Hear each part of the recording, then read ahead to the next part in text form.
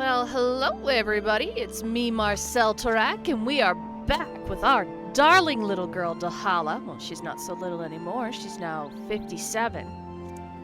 So she's, getting to be just a tiny bit of a badass, maybe? Probably not. We're still a long ways to go. I think the max level now is 100 with, the new expansion that just came out, so we're about halfway there. Oh, we're halfway there! Anyways, we were in the middle of, finding those purple circles on the ground. And, beating up bad guys. In our goal to talk to one of the big dragon daddy guys to convince them to put an end to this awful, awful war.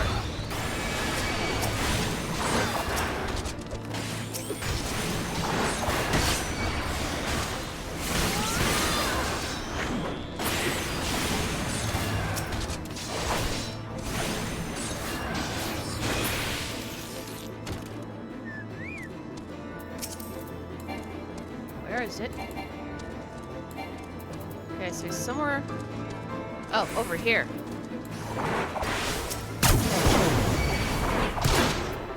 Did you just shoot?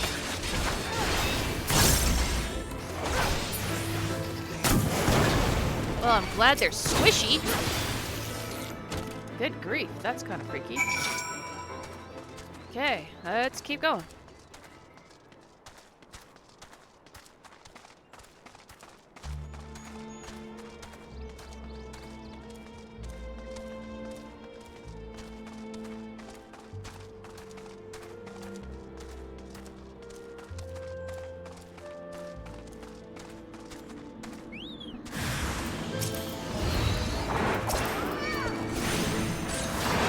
I have to admit, the combat music's pretty badass.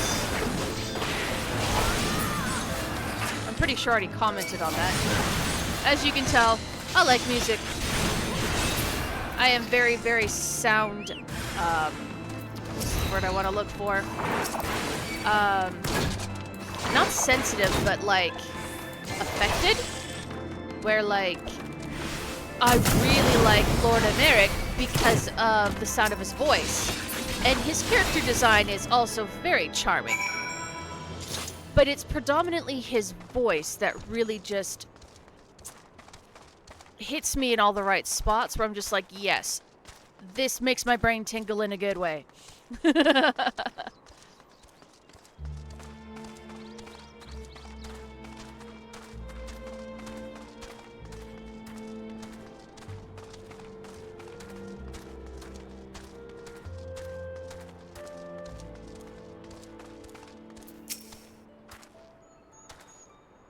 I take no pleasure in killing the Nath. 'Twas to avoid bloodshed that I agreed to join you on this journey. Well, it cannot be helped. We may proceed into the courtyard together, but leave the task of hailing its occupants to me. And keep your lance on your back, dragoon. On my word, to the warrior of light, I shall start no fight. Only finish it. You are truly beyond salvation. Come then.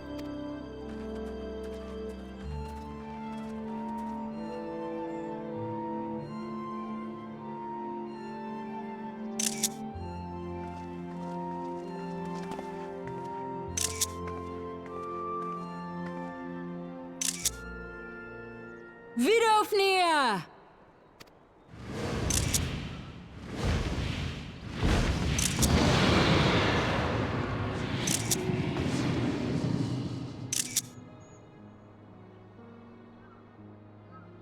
Ah, 'tis thee, little one. From above I did mistake thee for a Nath. 'Tis well I chanced to look again, or thou wouldst now be ash. That's kind of scary. Dear Vidofnir, how I have missed you. Would that I had come sooner, and not out of dire necessity.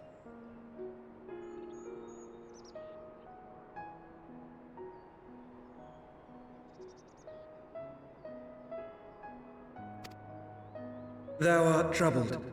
Speak that I might know thy plight.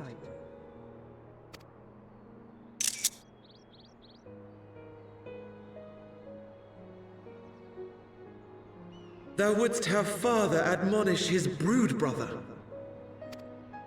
I would end this war without further bloodshed. How am I to believe thee, little one, when thine own companion beareth Nidhogg's stolen eye?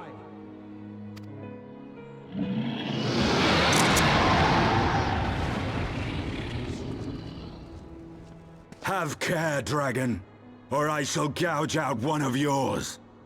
Estinian, dear. Shut up and leave the diplomacy to the smart people! Musclehead. You forget yourself, sir. We are here on a mission of peace. Well said, Yazael. My sire's will forbiddeth me from inviting discord to our home. 'Tis for this reason and no other that thou still drawest breath, knight. Vidofnir, please. We must be allowed to convey our intentions to Hraesvelgar in person, with words of our own choosing. Grant us this favor, and open the way to Som Al. Thou hast ever been welcome, little one. But I cannot grant thy wish. I am bound to remain here, and protect my kin from the Nath's god. The Nath have summoned a primal.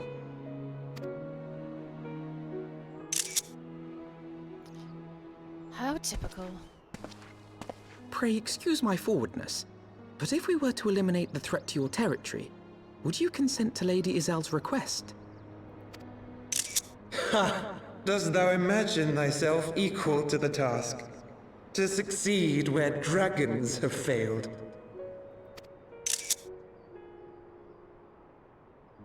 'Tis beyond thee, mortal. But thou art welcome to try, nonetheless. Only know that idle promises shall avail thee naught.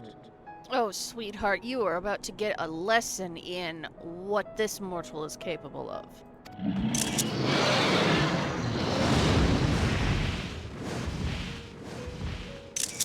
It would seem we have no choice but to make good on Alphino's offer. Why must our every bid for peace breed yet more war? Because it's really, really easy to stay angry and justify the anger. And also because sometimes it is really, really, really hard to let go of the anger even when you know you don't have a target for it. Like, you just can't. There are so many things that just make you so angry in the world. And you're just like, what is wrong with people? And you're angry. Where do you direct it? How you direct it defines who you are as a person.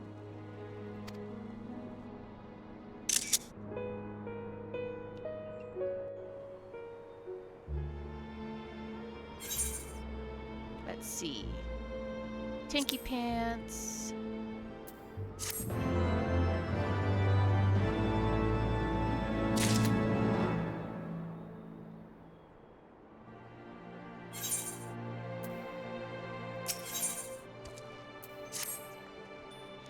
So, the Nath have summoned their god, and thus is the mystery of their newfound belligerence laid to rest. Are you not glad, Lady Iceheart? I thought you would applaud them for summoning a primal to further their own ends. After all, you did. I did not reach out to Saint Shiva to further mine own ends. I desired her strength only to forge anew the peace between man and dragons. But what a fool I am to speak of peace to you, a bloodthirsty savage who murders without thought or compunction. Enough! Enough, I say! If the Nath have truly brought forth their deity from the Aether, we must face it together or watch our hopes fall apart. All now rests upon this primal's defeat. But ere we think of confronting it, we must first study its origins. What is the nature of this god? What manner of faith sustains its existence? My apologies. You are right, of course. Let us return to Tailfeather and consult with Marchand. He knows more of the Nath and their culture than most.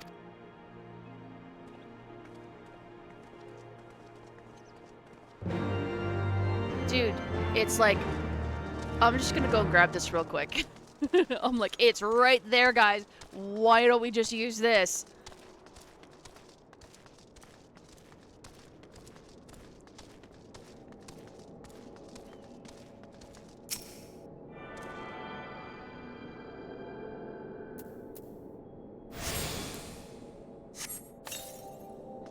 Alright, Silver. Shake your tail feather. I don't remember the rest of that song, though. But that's a song.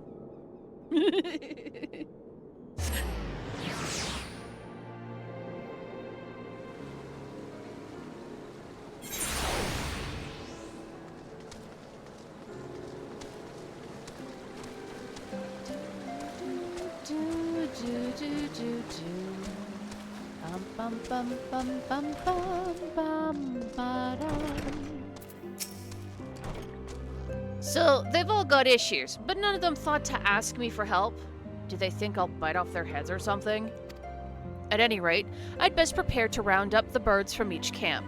Thanks again for your help, friend. Say, since you already struck up an acquaintance with my people and all, maybe you'd be willing to lending them a hand? Seems like they talk to you about their troubles readily enough.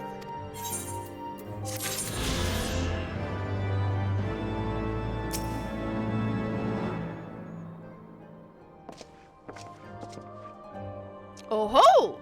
Back already, are we? Ah, met the Nath, did ya? And what's it you'd like to... Summoned a primal, you say? 7 hells. Well, I don't know bugger all about Nath religion, if I'm honest. Beyond their trading habits, there never seemed much point in asking.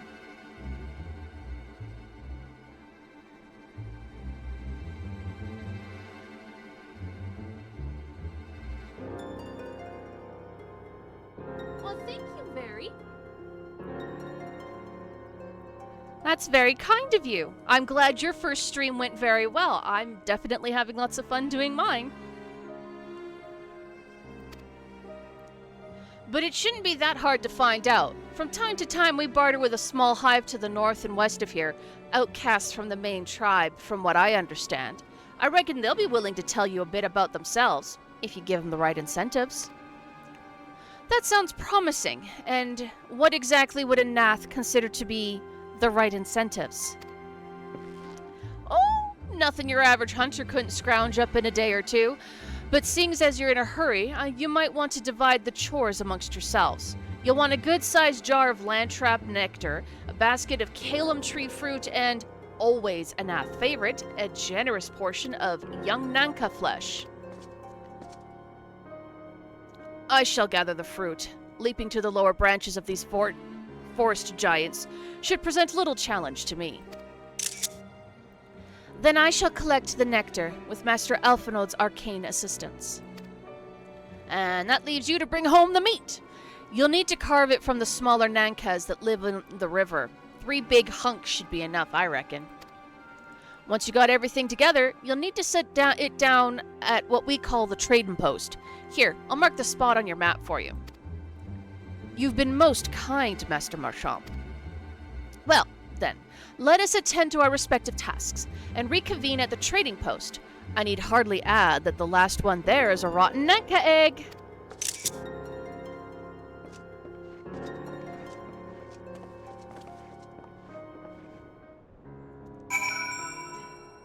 And that's the very rare time where you get to see a little bit of the childishness inside of Alphinaud.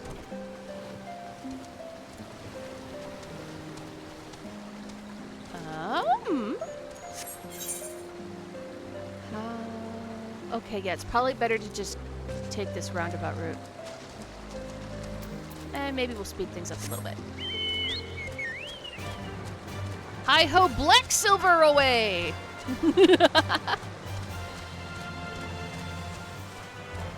Wonder what that is. Oh. It's a much, much bigger, more aggressive Nanka than the one that it wants me to actually attack.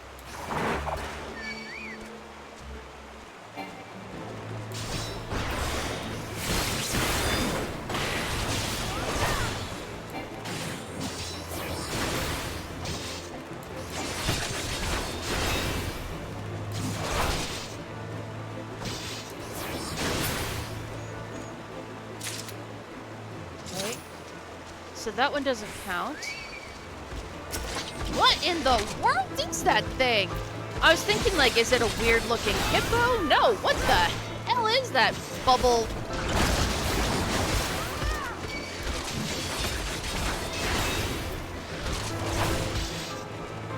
You look like an alien and an alligator had a baby.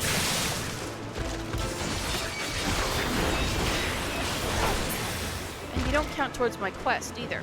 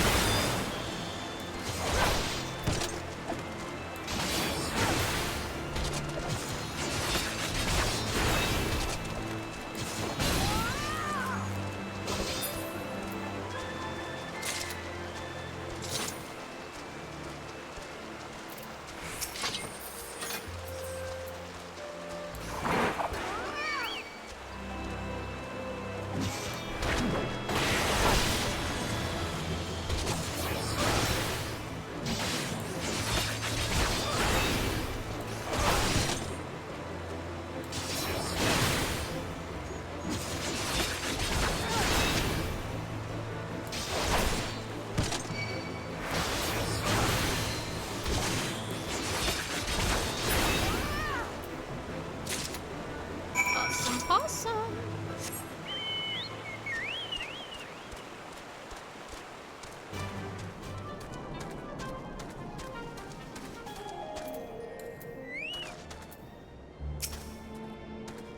I was able to gather a goodly amount of nectar from the land traps, though I would not have known how to harvest it without Yazel's help.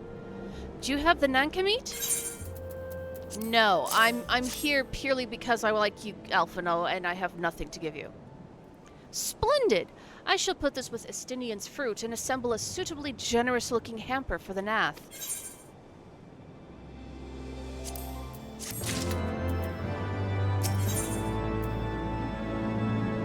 Disciple of War or Magic.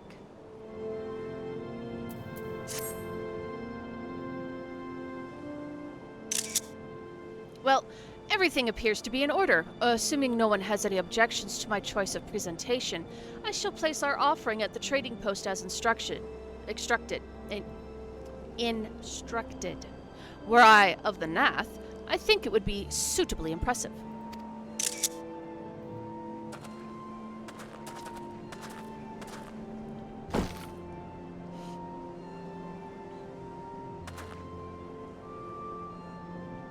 Well, how long must we wait? Should we have sounded a signal or something?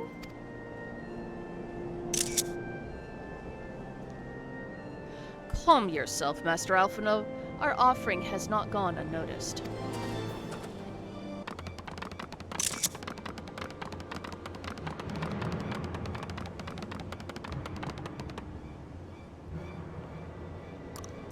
Long has it been since hunters last came to trade, bearing gifts that filled the air with such delightful scents. Landtrap nectar, Kalium tree fruit, and Nanka flesh! What delectable food you have brought for us. Our meager existence is much enriched by your bounty. Come, hunters, come to our hive if you would trade. Cramped and stifling our homes are, but the rancid incense keeps the dragons at bay. Cramped! Stifling! And horribly smelly! But better to live in stench then be cracked and crunched by dragon jaws, yes? Come, it is not far.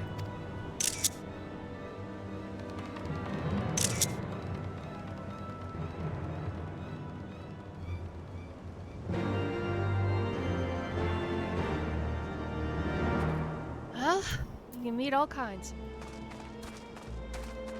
They were not joking when they said it wasn't far. Is it literally just around the corner here? Yeah.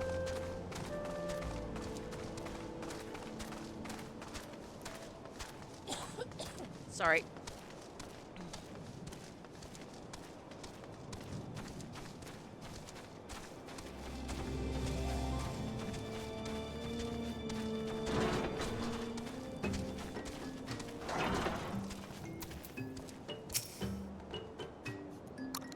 Your presence has been announced to the storyteller. You must speak to our chosen leader in words, for we are Vath. We are the non-mind. Okay.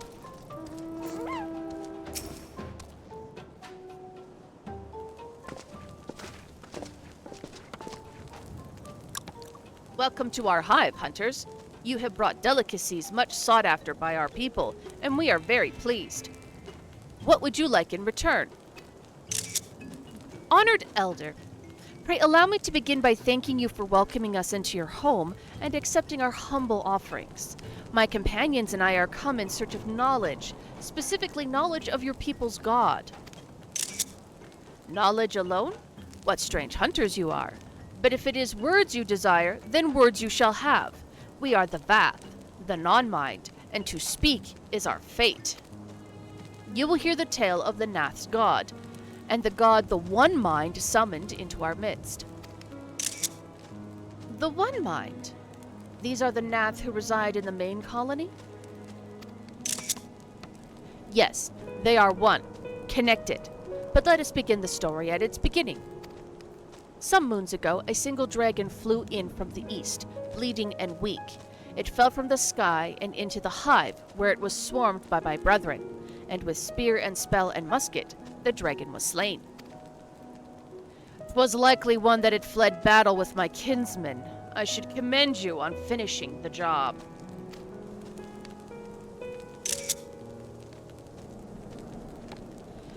Dragons are fierce and terrible adversaries.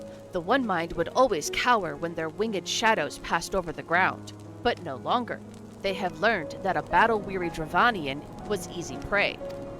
Thus did the One Mind decide to heed the words of the black-robed men. The One Mind would call forth our god and unleash his blades upon the dragons.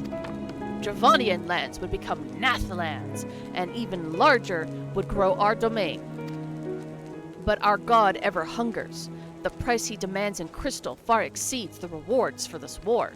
We of the Vath despise and revile his insatiable existence. Let's see, fending, slaying, aiming, healing, casting. So fending it is. Oops, I did not time that very well.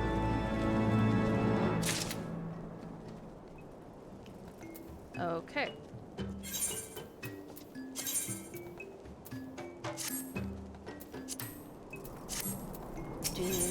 Okay.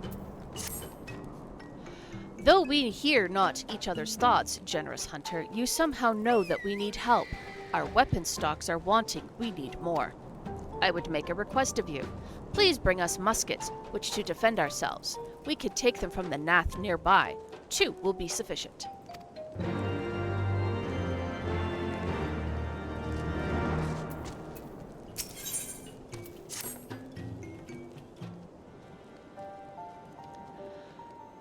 I call upon the power of a primal for the greater good, conscious all the while that I do so at a grave cost to the land. I reason that it is a necessary evil, and willingly shoulder the burden of my sin. In suggesting that such crimes can be justified, you may argue that I presume too much, but you must surely see that I am aware of the magnitude of my transgression. Not so the Nath. They summon their deity for no greater purpose than to expand the dominion.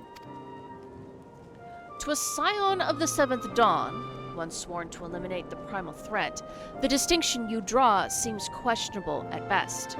But the fact remains that my own grandfather risked unleashing the power of the 12 in an attempt to prevent the calamity.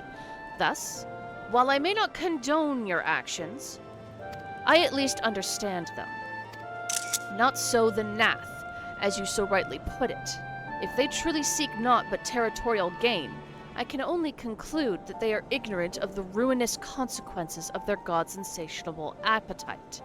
The longer this primal is suffered to exist, the greater the suffering it will cause. It must be destroyed. How lightly you propose the destruction of this god, Master Alphino.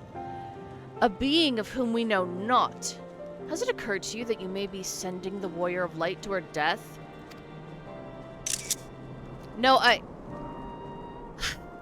You have the right of it, Estinian. 'Twould seem I who am guilty of presuming too much. Pray forgive me, Dahala.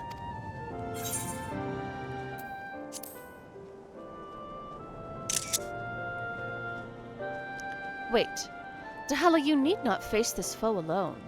Like her, I am blessed with the Echo's protection, and may do battle without fear of primal influence. Let me bear this burden. Ha! Do you truly imagine yourself a second Warrior of Light? Remind me, how many primals have you faced, my lady? Not that it matters. We know not where this god resides or how to challenge it, unless you mean to pray until it appears.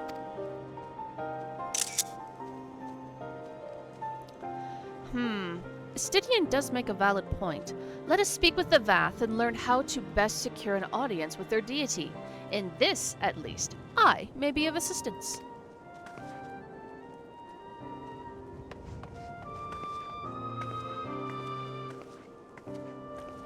The young lord certainly appears eager to prove his worth.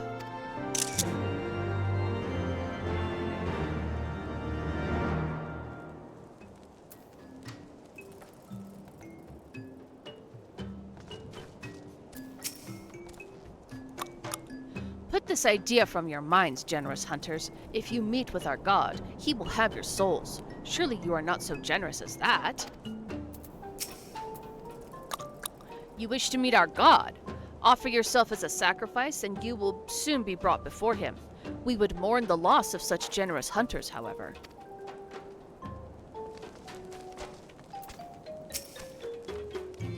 We are Vath. We are the non-mind. We do not hear the one mind's thoughts. We cannot predict their will. Only one of those was kind of useful. You are generous hunters, yes? Many gifts you have brought, but not enough for all Vath to enjoy. Maybe you could bring us just one more? We are very fond of Nanka flesh. Yes, the meat of a young Nanka would make a fine repast.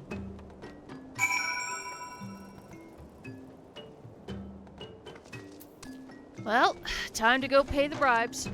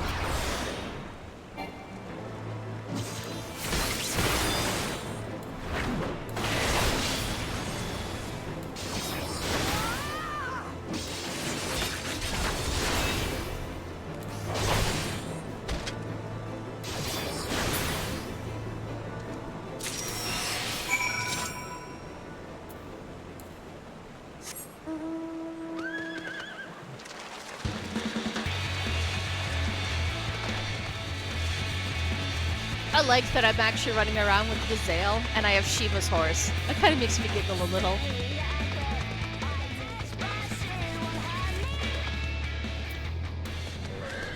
Alright, you little porky. We Vath do enjoy our Nanga flesh. Have you been out hunting yet? Another gift for the Vath. So unexpected, says the guy that literally demanded I go get him some. Yes. you will have more of the words your strange hunters hunger for. Listen now. The senses of the one mind are enmeshed by the overmind. What one sees, all see. What one feels, all feel.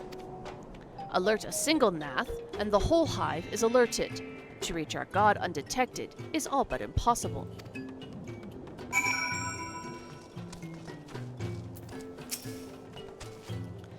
The Vath are wont to allude to certain concepts without explanation, but I believe I am beginning to grasp a few of the fundamentals.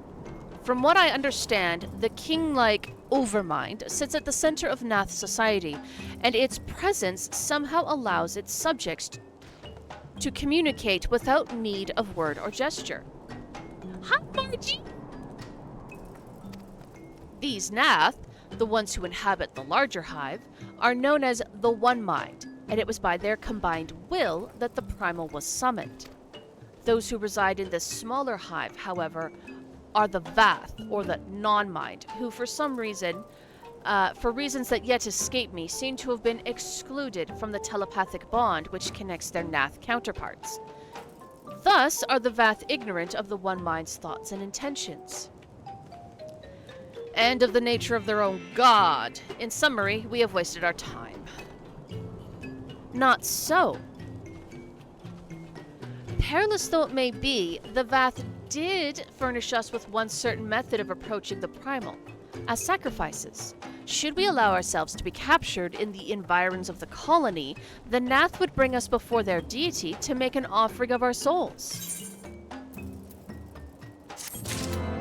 Oh, I'm doing great.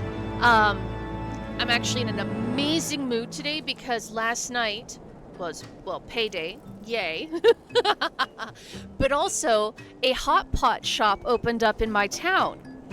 And it's run by this authentic Chinese lady who used to run a different restaurant, but then her husband died and she couldn't manage it all by herself. So now somebody else owns the hot pot restaurant and she manages it for them. And so she does all the making sure everything's nice and authentic, and it's Chinese hot pot. And oh man, my mushroom broth hot pot was so yummy. I ate so much I made my tummy hurt. So I'm in a great mood because I've missed having hot pot. We used to eat it all the time back home when I lived with my sister. We even made a song for it because we liked hot pot that much. So it was really, really good to be able to enjoy hot pot again. And the food was amazing. And the view was amazing because it's up on a cliff, so you can see down into the valley and the mountains on the other side. It was lovely. Hot pot is not Canadian, though it's perfect for Canadian weather. It's actually an Asian tradition, like Korean, Japanese, and Chinese predominantly.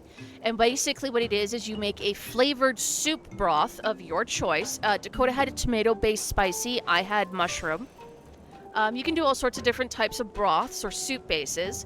And then you just throw in pieces of very thinly cut meat so it cooks very quickly, and vegetables. And you let it boil in the soup for a bit, and then when it's cooked, you pick it out with your chopsticks or a spoon, and you either can put it in a little bowl so you get some of the broth with it, or you just eat it directly out of the broth.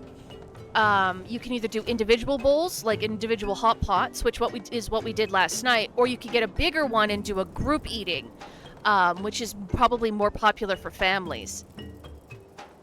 And so you could get things like slivers of beef or pork or even chicken, and Dakota had some lamb. Things like bok choy, watercress nut chest thingies, the really thin slices of that crunchy white vegetable. I think they're called water chestnuts. Daikon radishes, potato, like any kind of vegetable that you can think of that might be good in a soup works in a hot pot. Any protein works in a hot pot. I had shrimp, fish balls, they offered lobster, and you just throw it in, let it absorb some of the broth, cook, and then you eat it. And because you eat it a little bit at a time like that, because if you throw in too much, it takes too long to cook because it cools down the water, and you have a heat source underneath keeping it hot, so it's continuously at a low boil. So you only throw in like a few pieces at a time, and then while they're cooking, you're eating the pieces that are cooked, and then do it again. And you just keep doing that until you're absolutely full. So you get like a really good satisfied full because you didn't just eat a bunch, digest it all, and then in an hour you're hungry. It's you ate and digested at the same time, and it's a lot healthier. There's a lot less grease and negative effects for your health. Plus, you're eating a lot more vegetables because there's a lot. You can just keep putting vegetables in there. And then what people really like to do at the end when they're pretty much done eating and they've eaten all of their vegetables and meat is to either throw noodles in or rice and let that soak into the broth and then eat the rest of it just like a soup. And we brought our broth home so that we could do that today for lunch. And so, yeah, that's what hot pot is.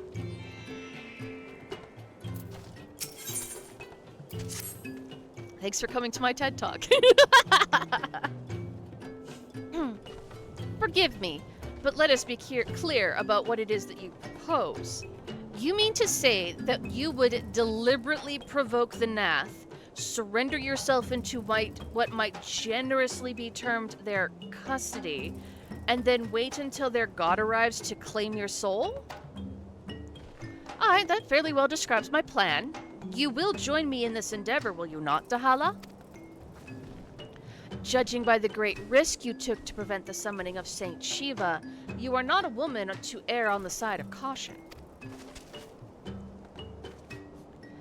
Would that I could fight at your side, Warrior of Light, but the power of the dragon is no protection against primal influence. Forgive me, but I must remain here with Master Alphino. Then it's settled. Dahala, you and I shall challenge the guards at the entrance to the colony. Once the hive is roused, we shall feign a brief show of resistance and then allow them to take us prisoner.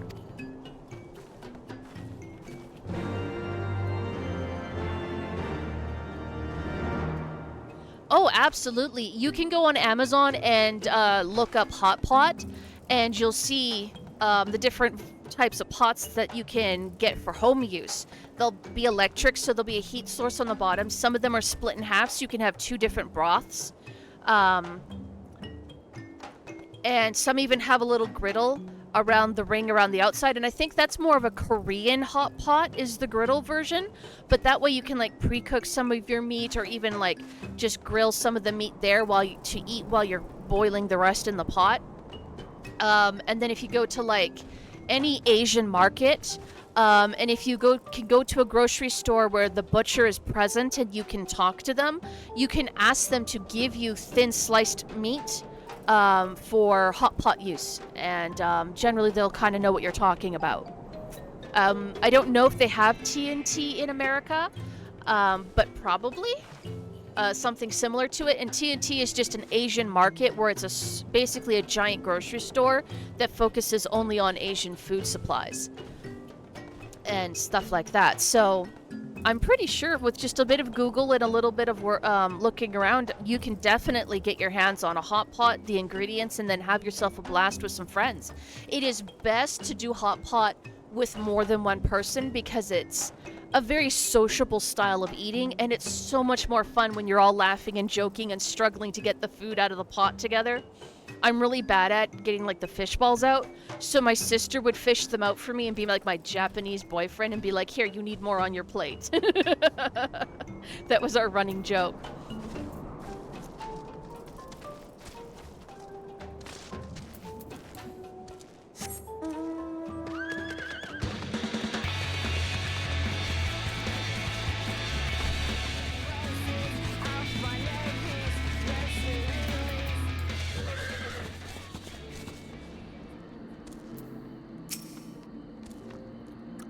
Intruders, your lives are forfeit.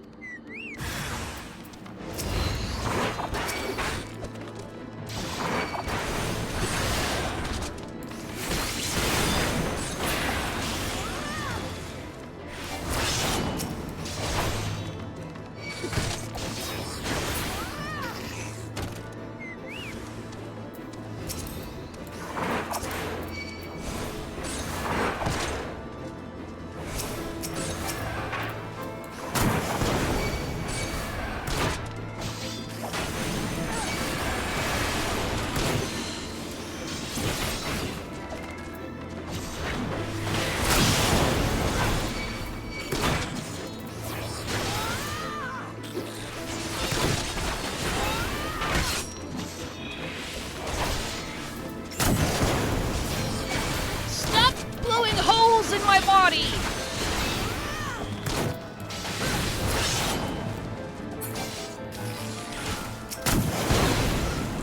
Come here, you fire-happy little freak.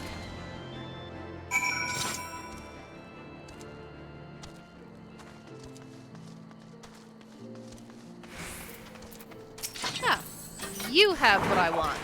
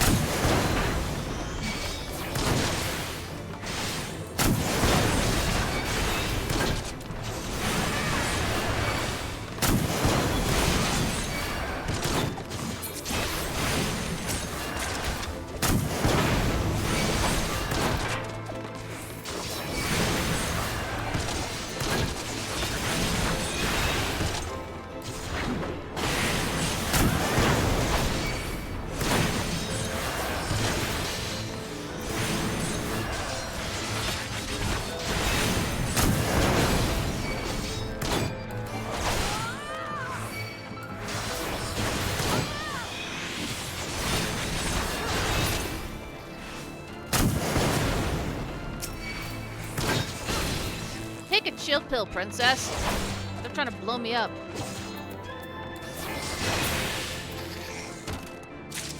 There, that takes care of that quest. I think I actually need to go up.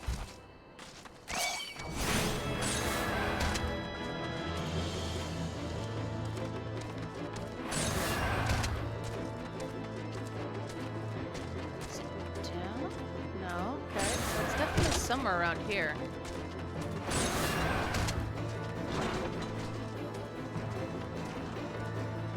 Or it is down. Okay. Okay, there's Giselle.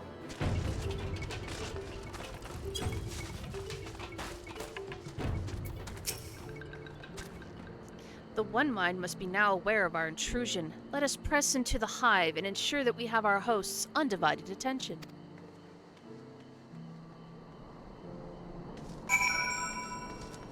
Because that's the most genius thing ever. Well, no, I have to admit that this is a smart plan, because they're not going to kill us if they want to sacrifice us to their god. They need us alive to steal our souls.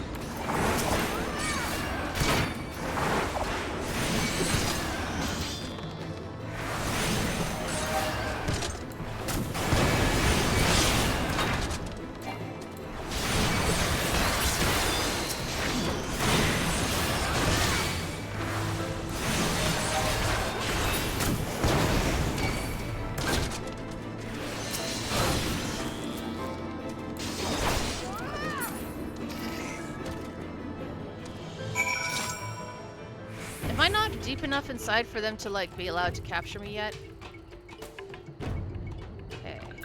clearly not.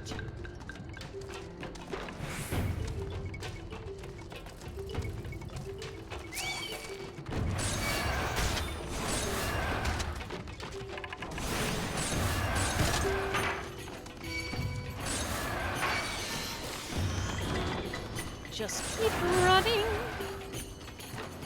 Oh, look, an air current.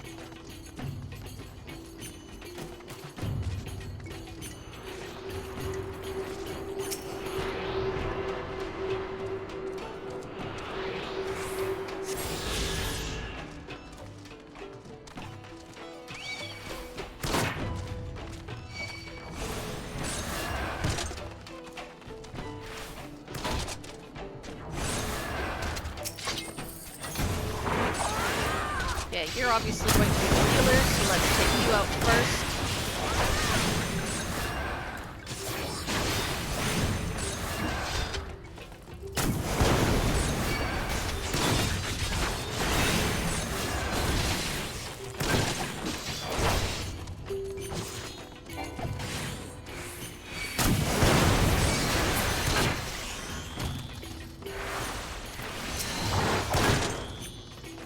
You are standing in an awkward spot. Stop blowing me up.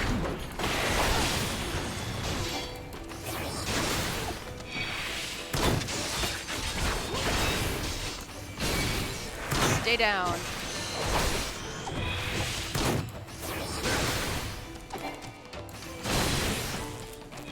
No. Bad bug. There we go. Oh, I forgot to do our random pet thing today. We get Odin today.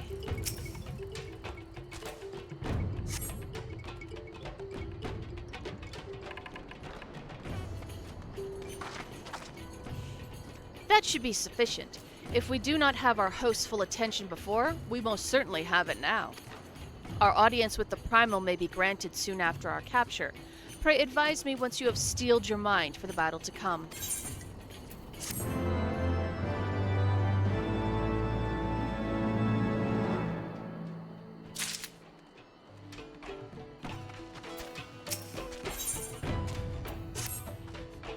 You are prepared then?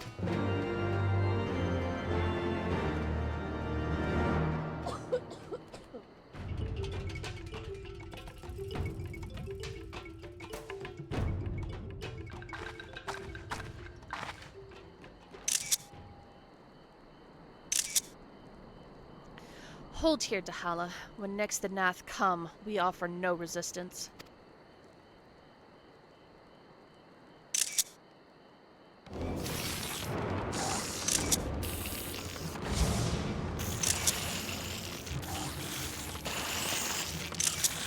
Surrender, intruders! There is no escape!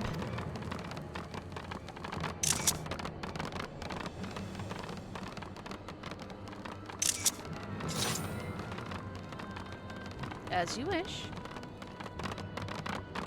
Enough! We surrender! We throw ourselves upon the mercy of your god!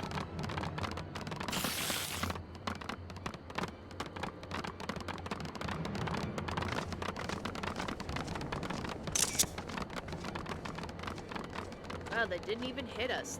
They're very polite. Evil overlords.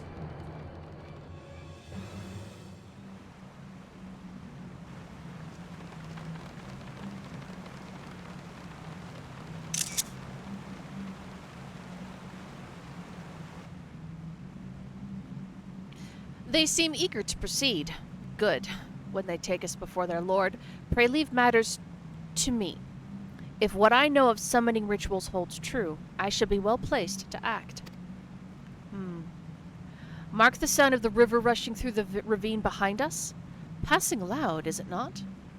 I imagine the noise would serve to mask our escape should we need to withdraw temporarily. But you are prepared, are you not? I do hope so. If we were to be dragged away for sacrifice while you were haggling over the price of potions, I should not be amused. Yes, my queen. Enter the inner chamber. Well, hello.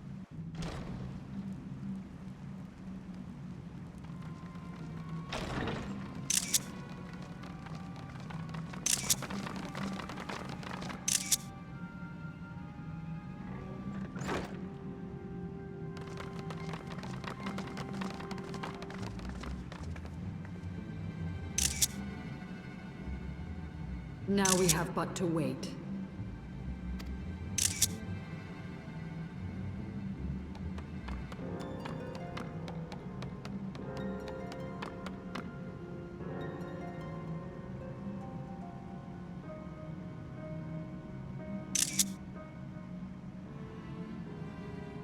O Lord Ravana, master of the sacred blades, wrath of the colony, conqueror of the world, hear our prayer. Pray grant unto your devoted children the gift of your divine presence.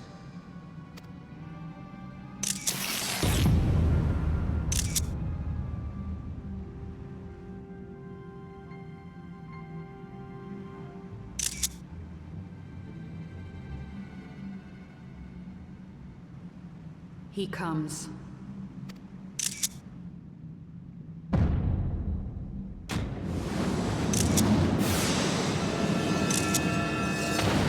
Ooh!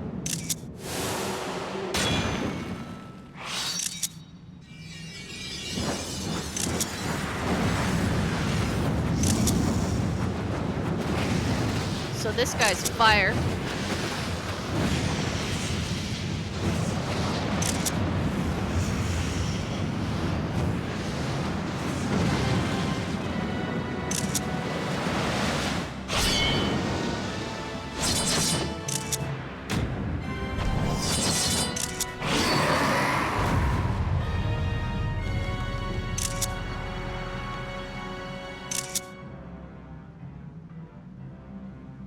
All strength to the colony.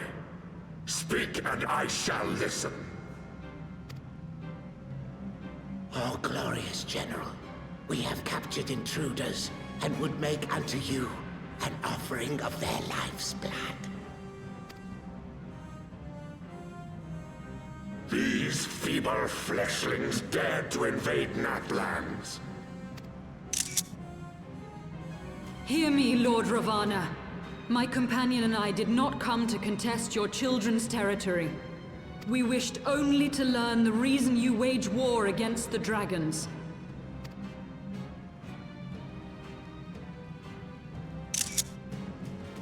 Thou wouldst flirt with death merely to satisfy thy curiosity. Wherefore should the glorious conquests of the Nath concern thee so, Elezen? Ah, mayhap thine own kind struggle against the worms fareth poorly, and thou art desirous of a pact. We crave no alliance, Lord Ravana. Only peace. We would bring an end to our war with the dragons. Yet so long as they remain embroiled in this conflict with your children, our goal shall remain out of reach. Never before have the Nath risen up in such numbers, and never yet with you at their head. Why do you lead them to war? Thy question hath no meaning. To live is but to fight. Long have my children waited, gathering their strength in the shadow of thy ceaseless conflict. The Nath would see the Dravanians slain, and their territory secured. And by such fervent prayers am I now given form and purpose.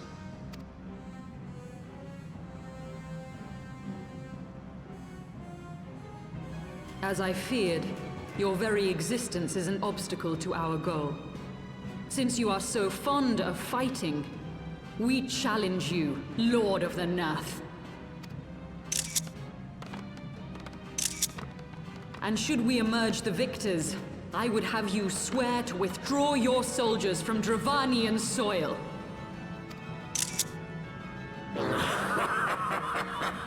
Thou art bold indeed to risk thy fleshy hide so readily. Very well. I, Ravana, fourfold Master of the Blade, do accept thy challenge.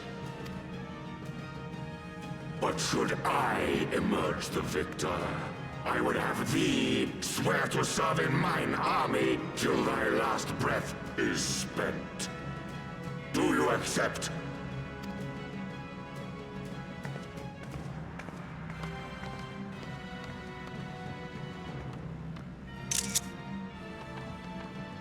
I do.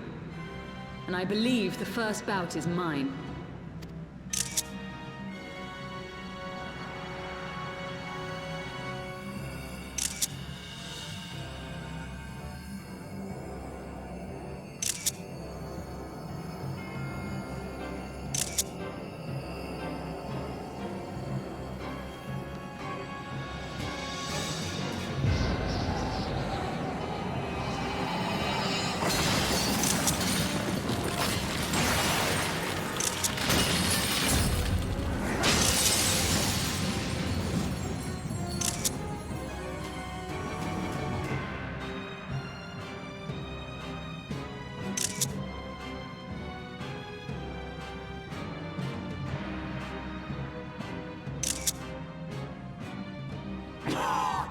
What is this? A god clad in flesh? Is aught amiss, my lord? Thou wilt not break thy word, I trust.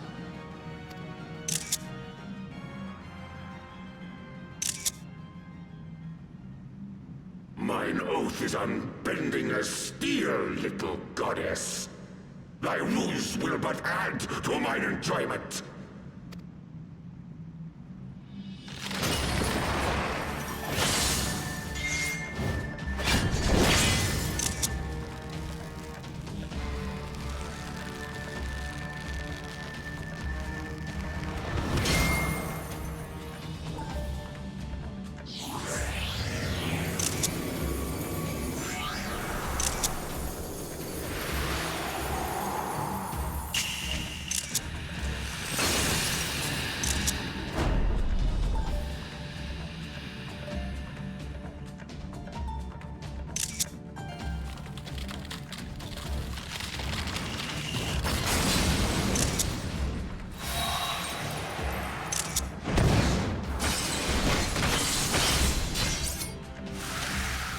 He's playing with her, isn't he?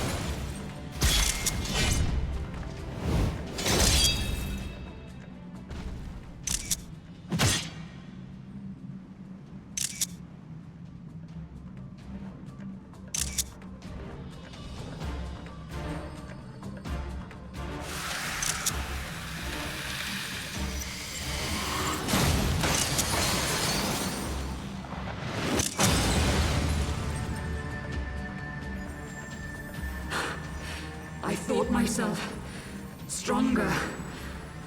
Mayhap with more crystals?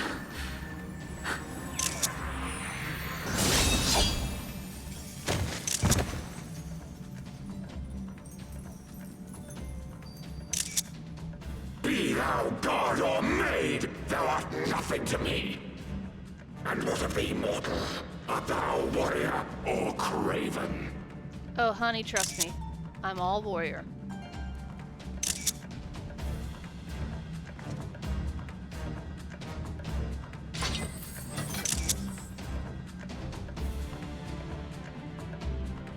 A warrior, then? Good! Mayhap thou will provide more sport than thy feeble companion. Hey, don't you say that about Yzael. That's not very nice.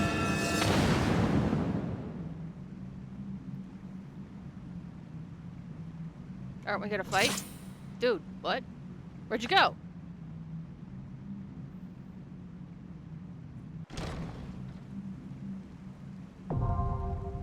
Ah.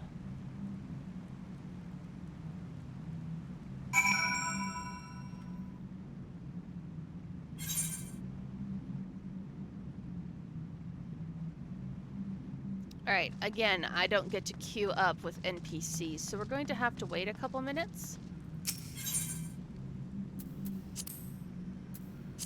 Probably. Alright, well, while we're doing that, let's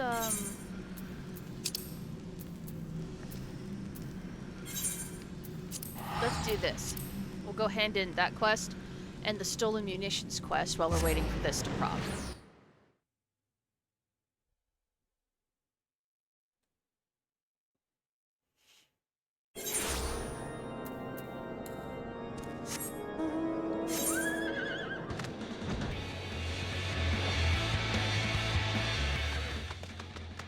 Praise Halone for your safe return. All here prayed for your success, Dahala. Tell us, have our prayers been answered? Even stronger than before, you say? Then we are truly fortunate for your intervention. Yet it would be wrong to glory in this victory, for it is yours, not ours. Indeed, your very presence here is a testament to the inadequacy of our own preparations. Plainly, it is time that we reappraise the threat posed by the heretics and our readiness to address it. I can no longer say with certainty that we are equal to the task. But that is none of your concern, forgive me. Your deeds shall not be forgotten, my friend. You, Urianger, and your entire order have my utmost thanks. Lovely. Now where do I go? Oh. We go report to Urianger. I like Urianger's voice as well. He's got that nice, deep... He just drones, which negates...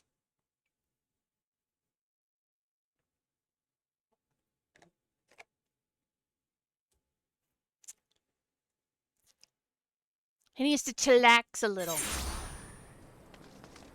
He likes to wax poetry.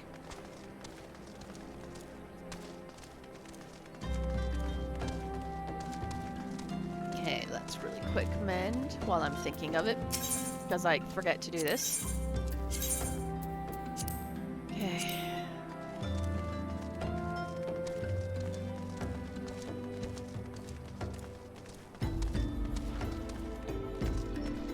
It's kind of sad running in here not seeing Tartaru up there. But she has a much nicer office at the new location. Well, not anymore. Now her office is a bar.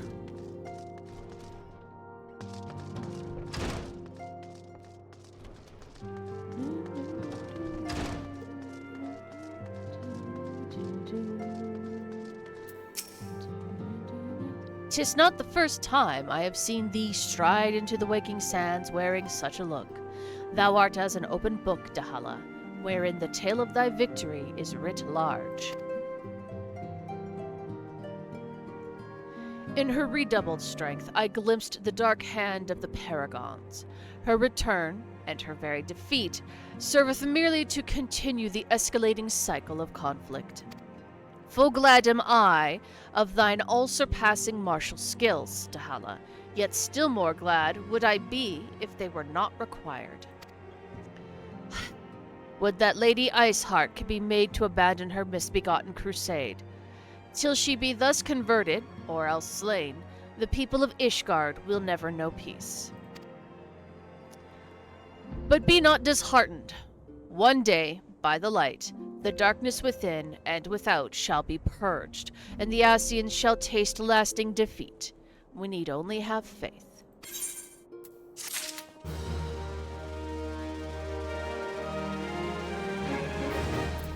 Let's see. Primal Awakening and Primal Nature. I'm guessing those are extreme or hard modes of the other dudes, other primals.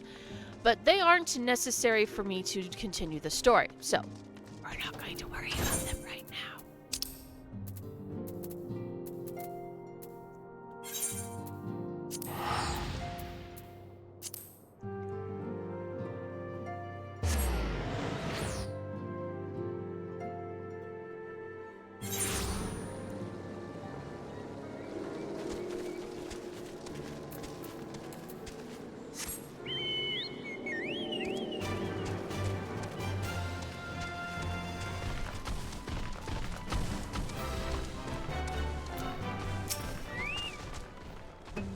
Have you the muskets? Thank you, Hunter. With these, we can arm ourselves, defend ourselves. We are of the same blood as the Nath, but even we find it utterly unnerving the way they think as one, the way they move as one. It is hard to imagine us as the same people.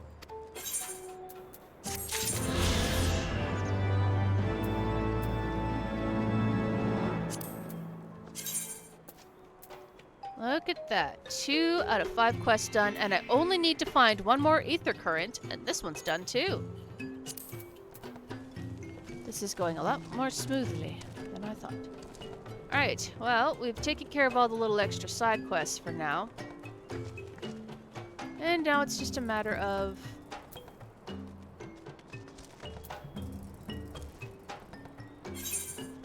going back to Tailfeather, I guess. See if there's any side quests we can pick up for Aether. And wait!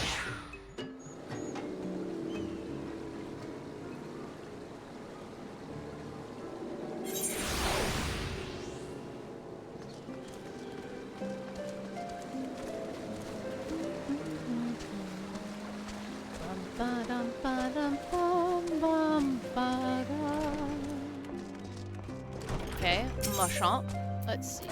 The hunter becomes the Quay. Yep, that gives an Aether current. One of my men was attacked by a chocobo. You might think that's a common story, what with all the hunting we do. But I'm told this one was unnaturally big. Of course, in the end, size don't matter. We can't be having our quarry stalking us. That's why I'm planning to capture the beast before it harms any more of my men. I already know you as a reliable handler of birds. That's why I need your help tracking it down. Think you can lend old Machamp a hand one more time? If the prospect piques your interest, it's best to start off by asking the leaders of my camps what they know of the monster. Come back and share your findings with me when you're done. You mean those big red chocobos I saw earlier? It makes sense that they, spanked your ass. They're big, giant red chocobos. And they're aggressive.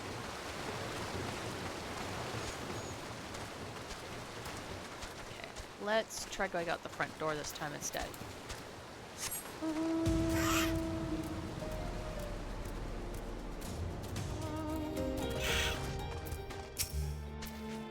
From the way I heard it, one of them hunters was attacked unprovoked and got knocked unconscious by a single kick.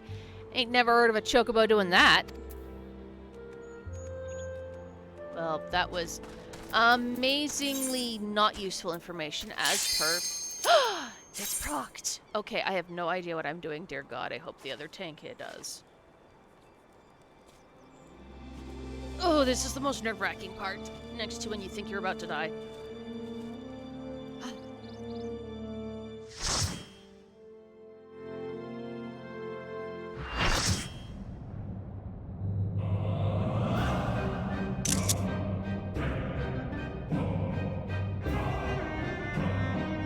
Ooh, I like this music.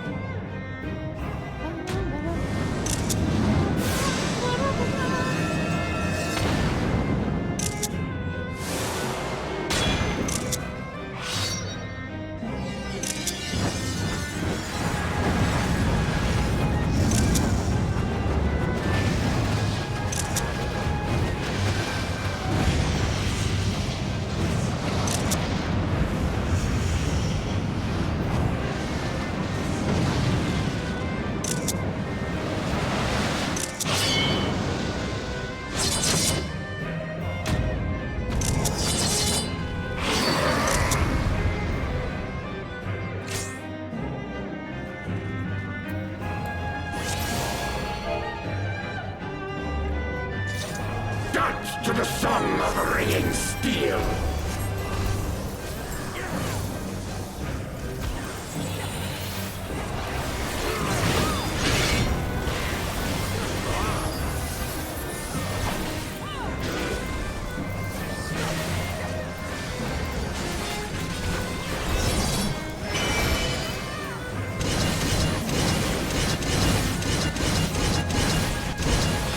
Furious as a blaze!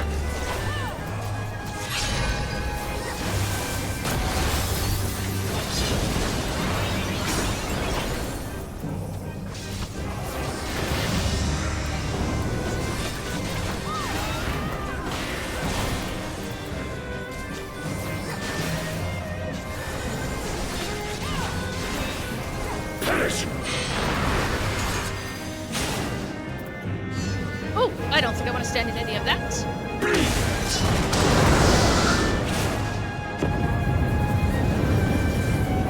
Feel my blades! I fear nothing.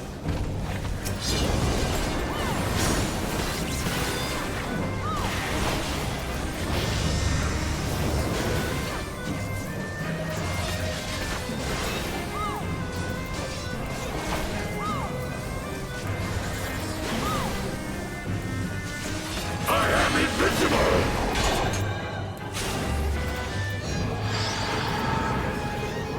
Bleed! Wilt thou yield?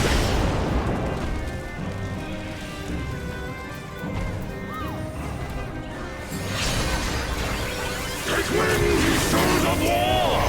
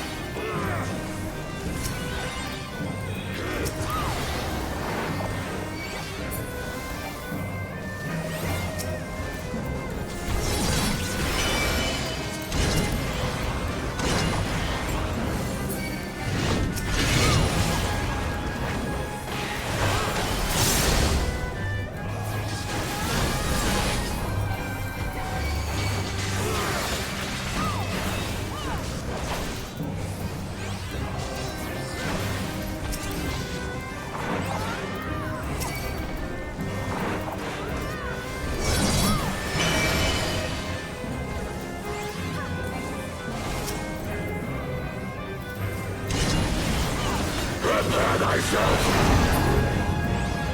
Rejoice in the glory of combat! This looks really cool, but terrifying at the same time. Unyielding of the earth!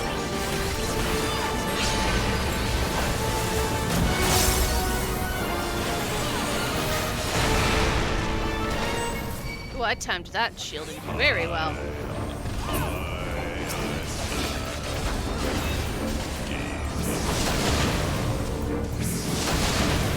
Ooh, this music.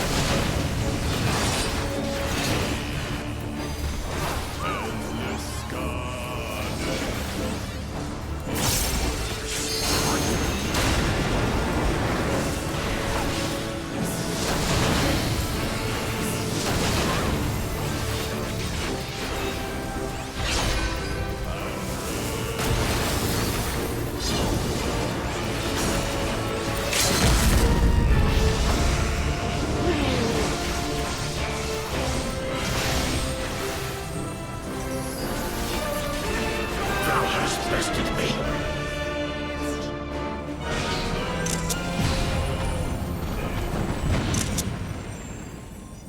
Thus does the sacred rite of combat proclaim the victor.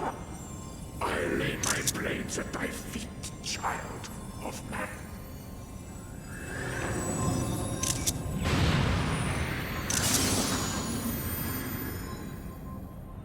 Whoa! That was cool.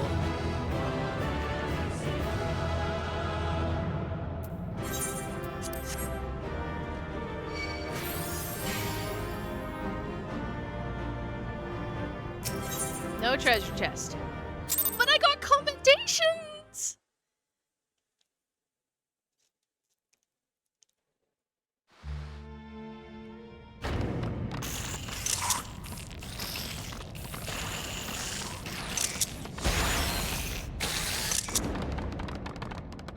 That's right.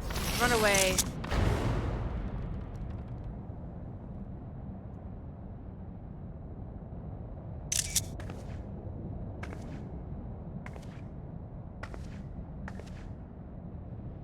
You do not disappoint, warrior of light.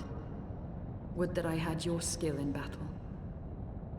I do begin to see why so many place their faith in you.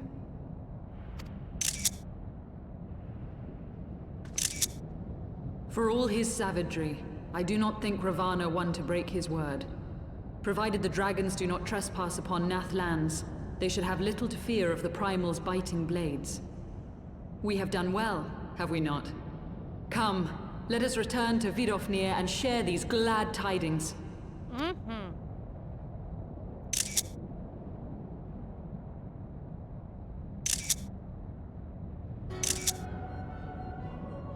Once more you achieve the impossible, bringer of light. But with every mortal heart that succumbs to fear and fury, another voice is joined to the chorus, beseeching divine succor. At their bidding, warring gods will shake the firmament, and your world will be consumed in the swelling storm of chaos.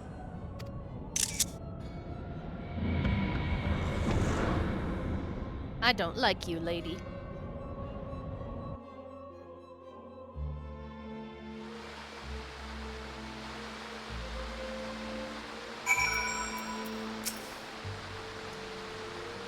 Never since we first fought have I seen you draw upon the full extent of your power, and never from afar till this day.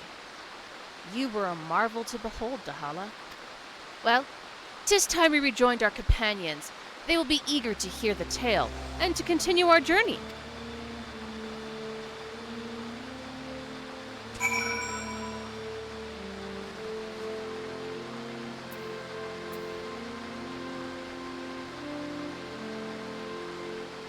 Okay.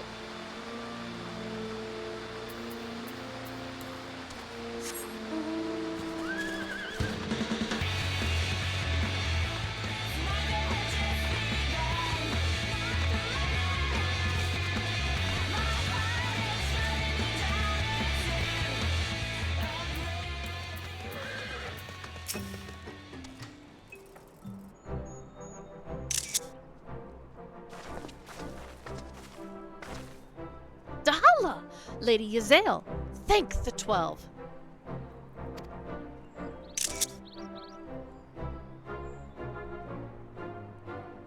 Lord Ravana, you say? How curious that the Vath never mentioned his name. And you are quite certain he will keep his word? There was honor beneath his savagery. That we survived the encounter at all was a miracle. A miracle I must attribute to Dahala. Never did I doubt you, Warrior of Light, unlike some. You were gone so long that Master Alphinaud here, when I lost his wits with worry, fretting like a maid for her sweetheart he was. Oh, don't pick on him like... Stydian, was that truly necessary? Not truly necessary, but certainly true. Ahem. What matters is that the Primal is banished and our promise fulfilled. We should return to Vidnofir without delay. Lest you forget, this was but a means to secure an audience with the worm Hresvilgir. Nidhogg's minions will not be halted by idle chatter. Come now, we must make every moment count. You are unkind, Estinian. For all his experience and intellect, Alphinaud is still but a boy. Oh, even I'm like, nah. Yep, he knows he messed up. Good.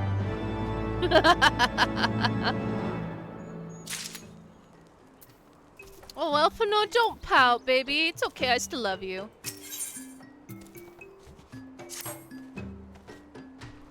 Shall we be on our way to Anixtrin then? I would not have the dragons think we have forgotten our bargain.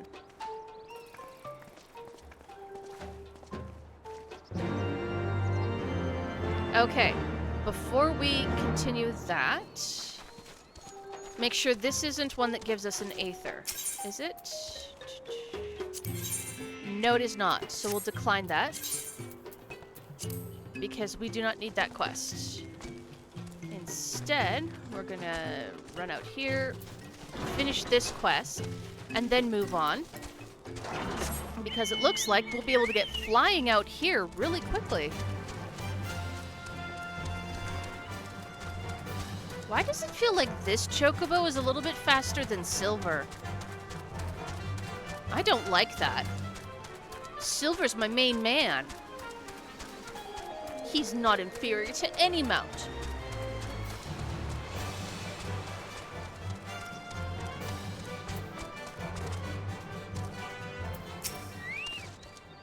That bird ain't scared of us hunters, I can tell you that much. It's rare one of us comes away from an encounter with it unscathed.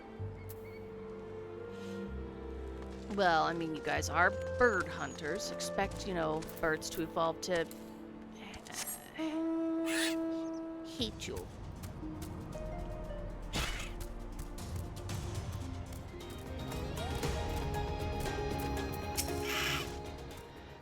See that cage there? Blasted chocobo pulled the door right off its hinges. Most like it was trying to rescue the bird inside. Okay, back to Tailfeather we go.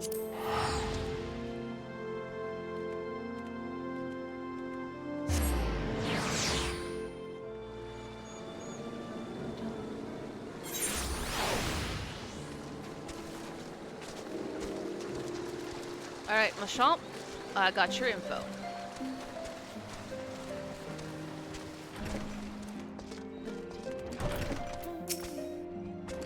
Seems that chocobo's been stirring up trouble all around the forest. While you were gathering information, I went out and checked the traps that were set up around Tailfeather. Ain't nothing left of them but scattered straw and broken wood. Can't say we've ever dealt with a problem like this one. Might be that this chocobo's taken some kind of revenge on us hunters, and these acts are a means of provoking us. By all accounts, this chocobo's stronger and more clever than the rest. I expect capturing it won't be a simple feat.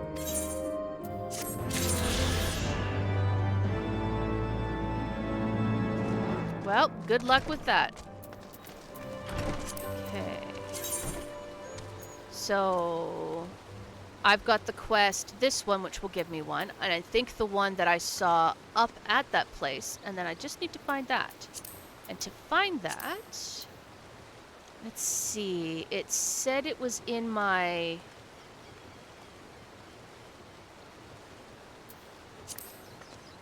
collection?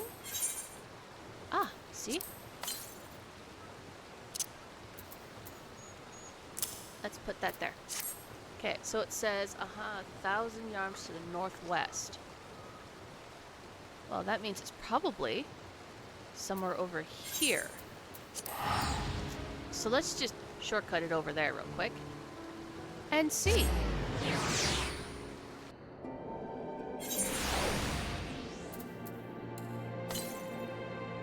There we go. Now we just have to go north. Alright, let's do that really fast. Hello. Thou art returned, little one. Hast thou abandoned thine ill-conceived contest with the Nath? Nay, my friend, we return in triumph. By Dahala's hand was the beastman's god, Lord Ravana, laid low. In his overconfidence, the Primal swore to withdraw his followers from your land in the event of his defeat, a promise we believe he will keep. The Nath shall trouble you no longer. The deity is slain, then? How didst thou contend with his biting blades? But the particulars matter not. Thou hast fulfilled thy promise, and I shall fulfill mine. Attend me, mortals. Hie ye unto the deepest reaches of Murn, and there you shall find Halo, the altar from which you may begin your ascent to the summit of Som-Al.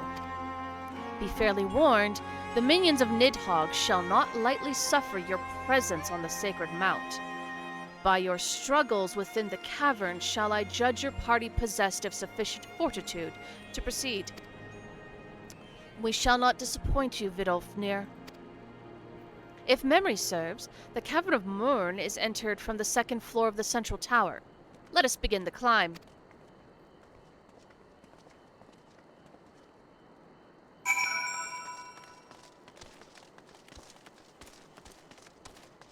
So there's a stairwell in here somewhere.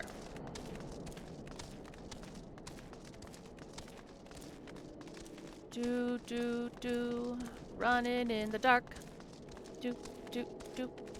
Running in the dark, I can't see shit. Doop, doop. Running in the dark. Doop, doop, doop. Please be the stairwell. Yes, thank God.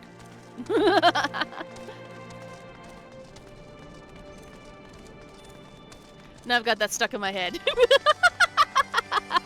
Running in the dark.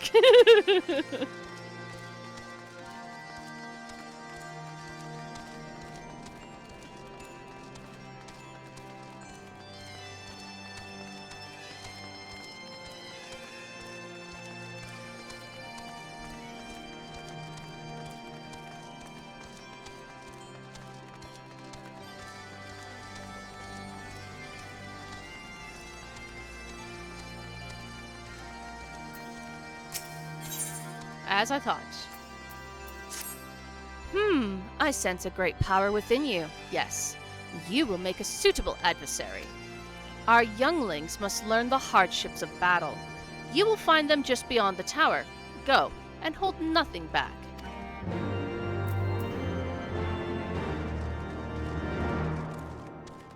So, I have permission to just, like, go spank your kids or something?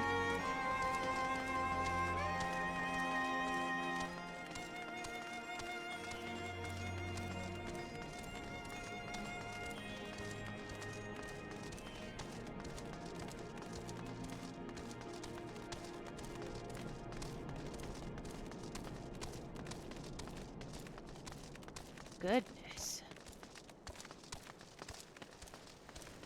Is this the second floor thingy that I'm supposed to come to for this?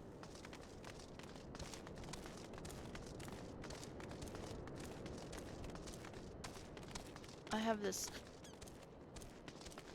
horrible sneaking suspicion that I have missed the plot. Okay, so there's no other stairs. Or is there? What's over here?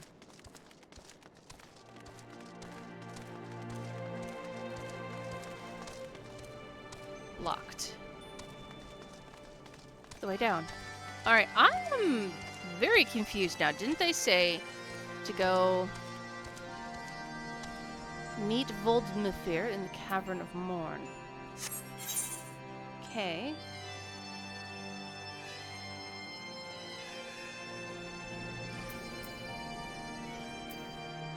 Oh, I'm about to go to a dungeon. Okay, well, let's go deal with the younglings first then.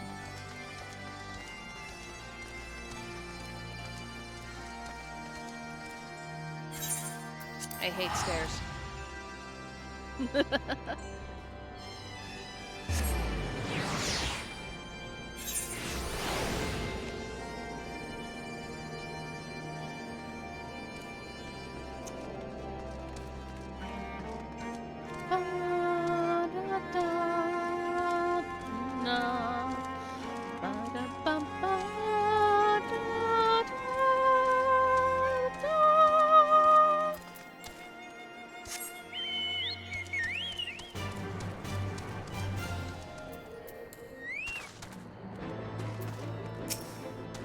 I don't understand. Man is not fit to battle with dragons. Nevertheless, I will do as Father asks.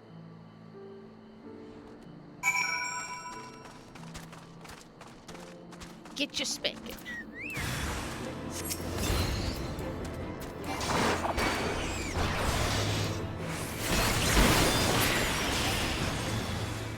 Wow, I didn't even get to my third skill. You have been spanked, baby.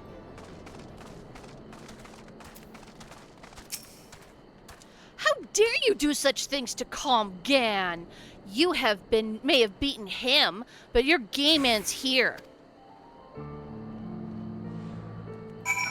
Oh, you poor sweet summer child.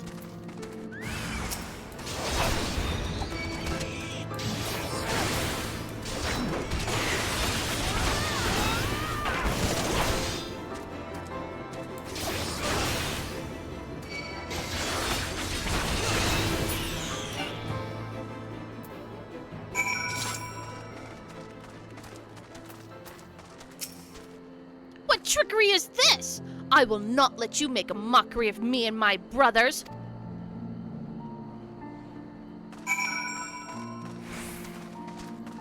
Tis defeat.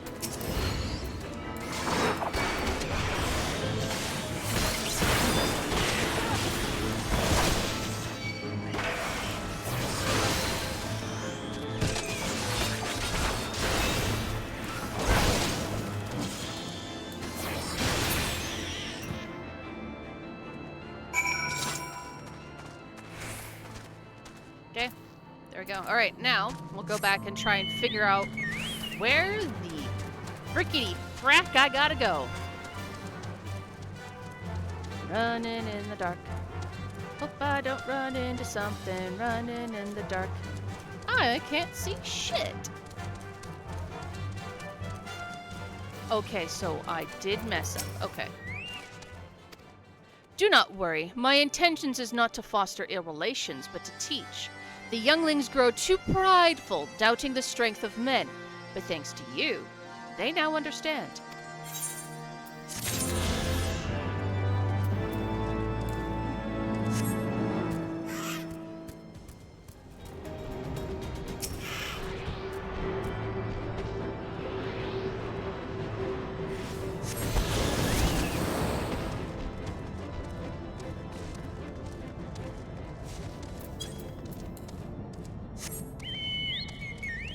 It looks like we finally found the right way.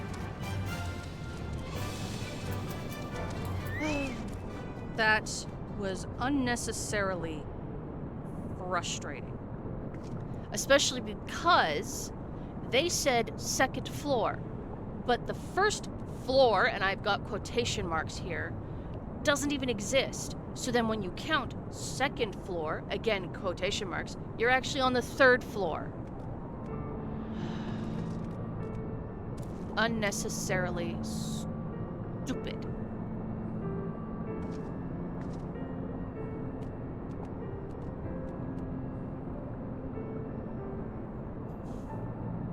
Okay. Let's try and just chill. Let it go.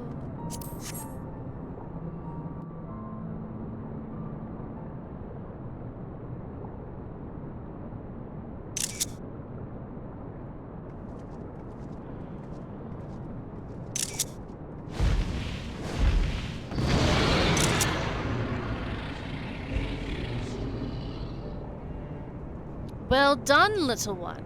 As promised, I shall open the way to Som Al's summit for thee and thy companions.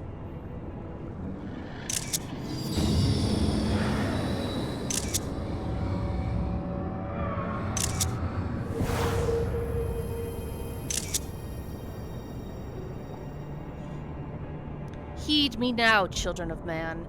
The domain you seek to enter hath not seen visitors of your kind in nigh on 1,000 years. Though I freely grant you passage, your presence will not be welcomed.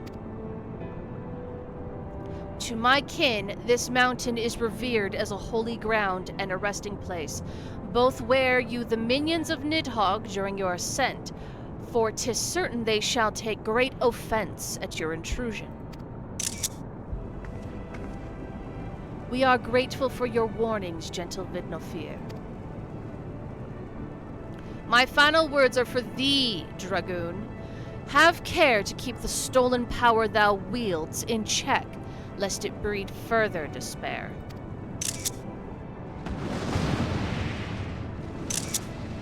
Estinian? The way is open.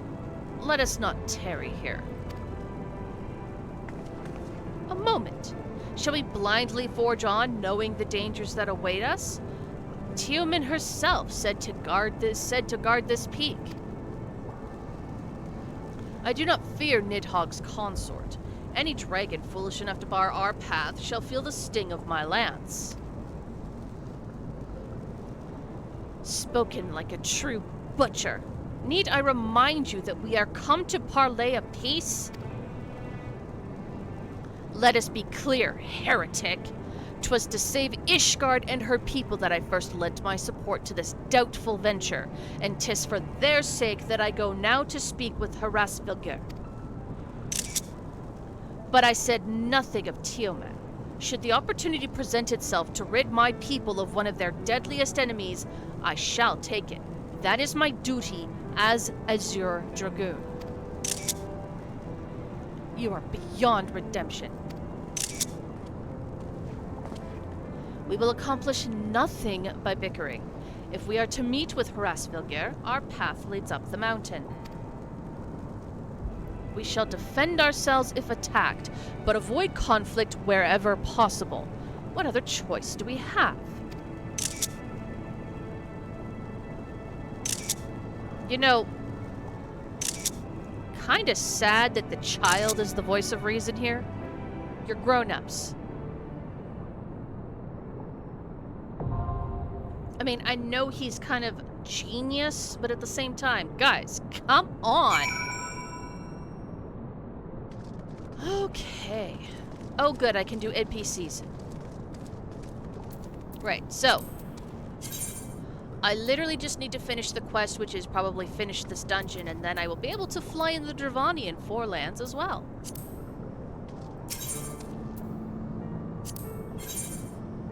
Oh, they actually get to come with me this time! It's not just random NPCs, it's them! Oh, this is exciting!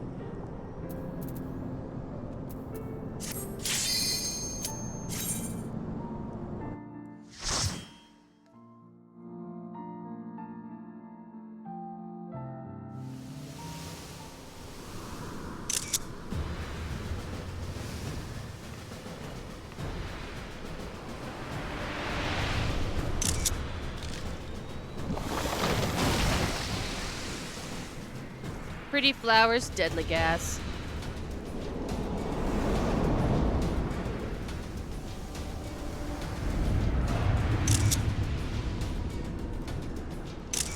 I don't think I caught that one in time. Oh well.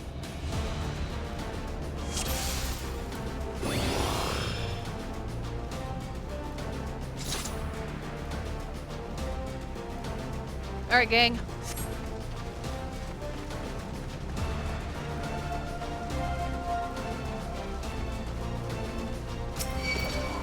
Oh, come on, we're in a dungeon. It's not that boring. Your guard is down. Oh, they have voice bits! I love this.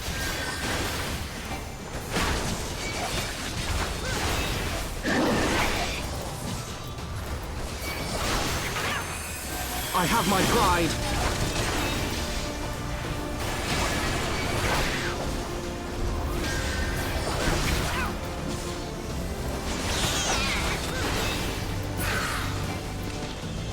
Aw, I just realized one of those was a winged kitty.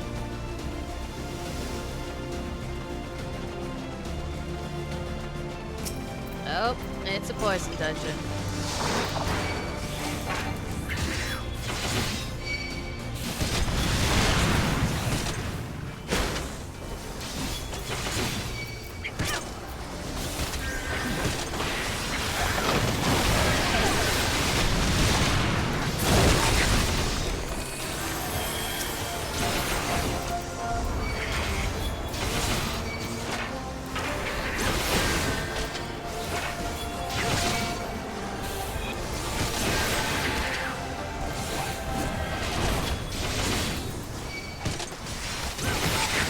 Away with you!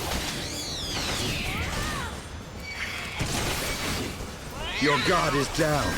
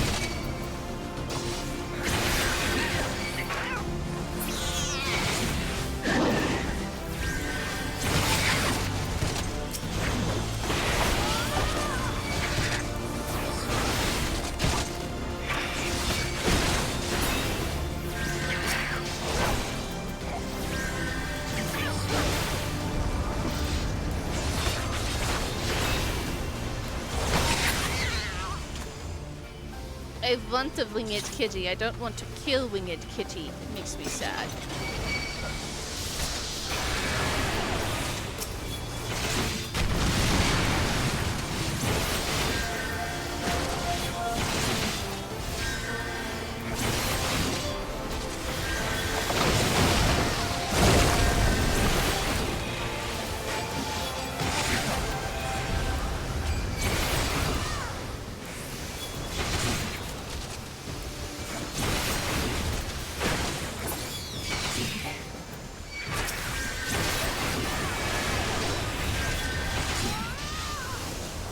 Away with you!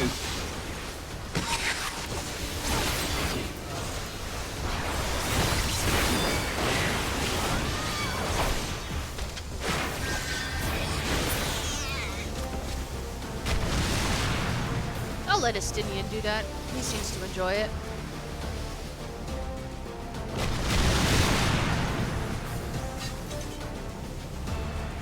Oh, our first boss fight. Let's let the poison wear off first, since these guys do not know how to Asuna.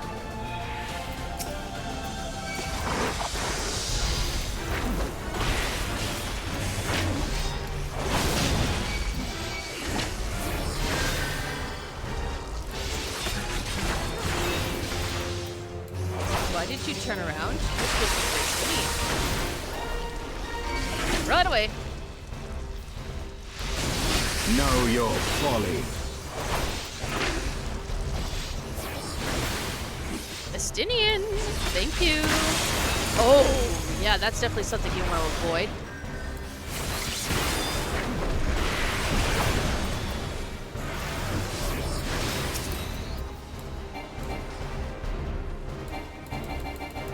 Get over here.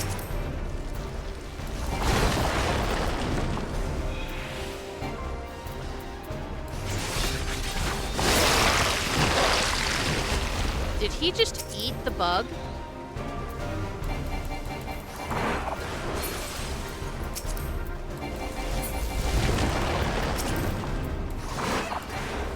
Run away! Yeah, my guess is that he can restore health by consuming those guys.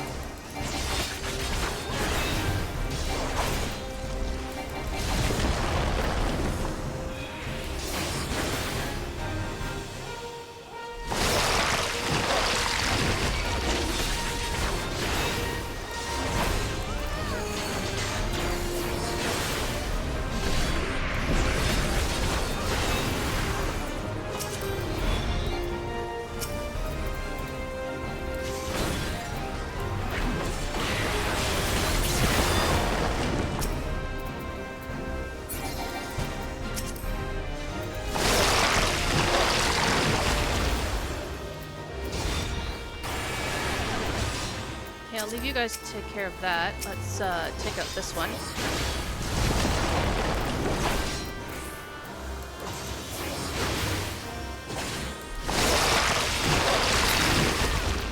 Taste my lance.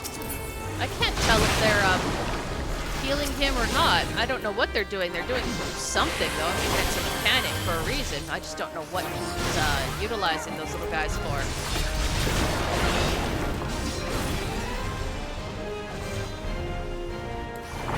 Away with you!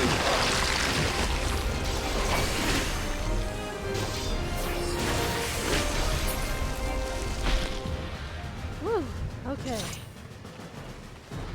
Treasure chest. Well, the ring is an upgrade.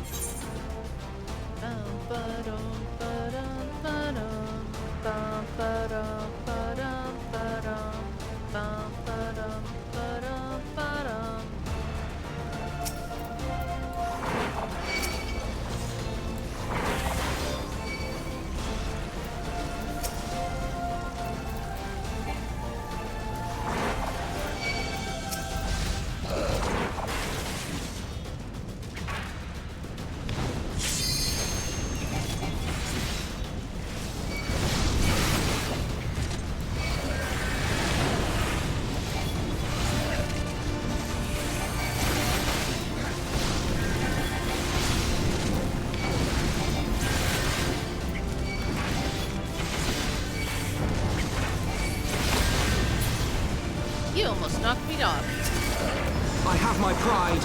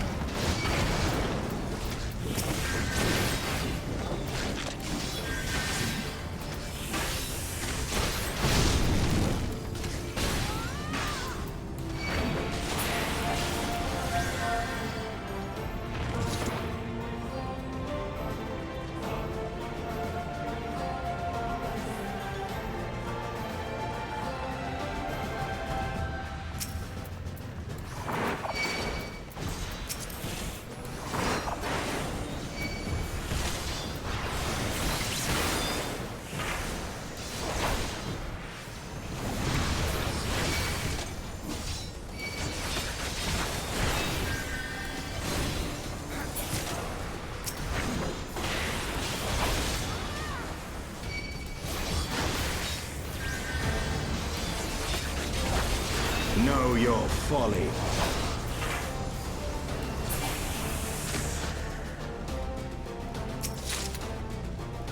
Ooh, shadow blue dye.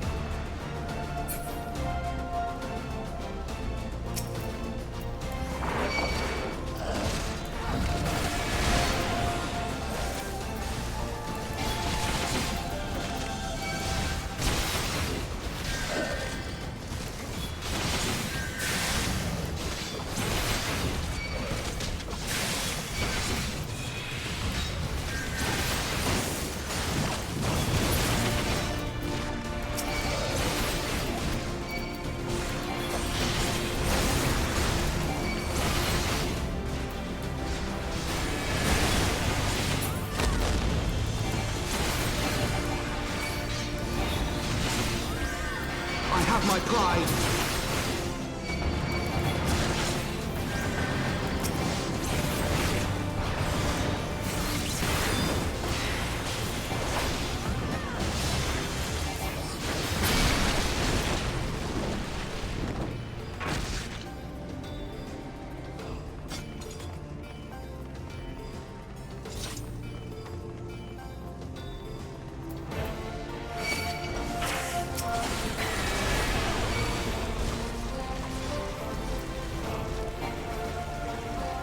Oh, we're right before boss, okay.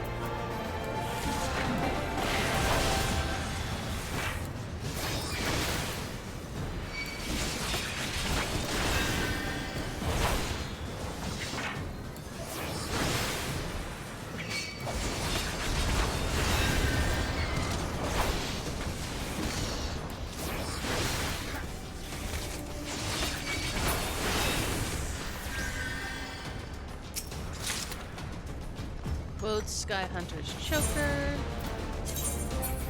is an upgrade.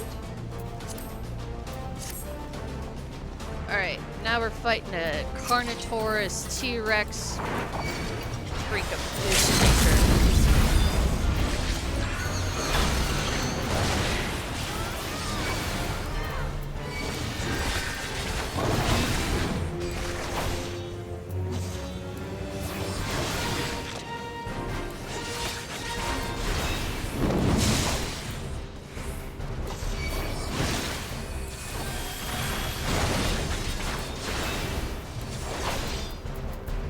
Know your folly.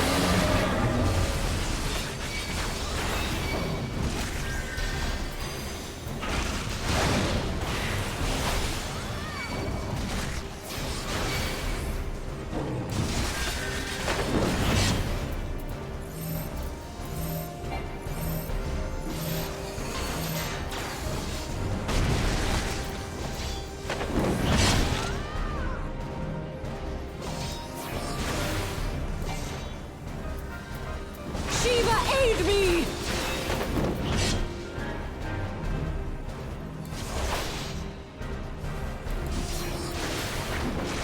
To the House of Levier!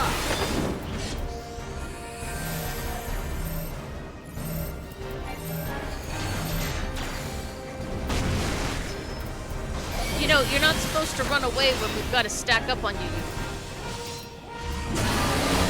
eager beaver. Oh, this does not look good.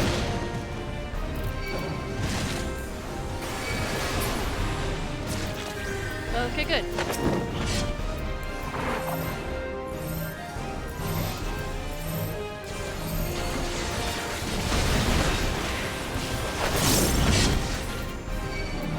Hey, bouncy.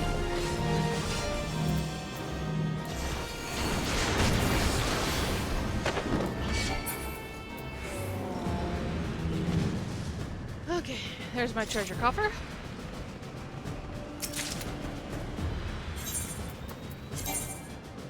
That's not enough, Greg. Because that's something I can't wear. Okay. We'll have to tidy up my armory in a minute. We'll wait until the dungeon's done.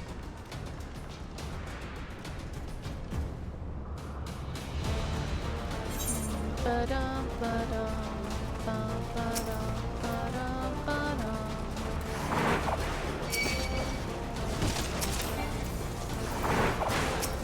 Try and do a little bit bigger pole, because whenever I'm with a group, they don't really do little poles, do they?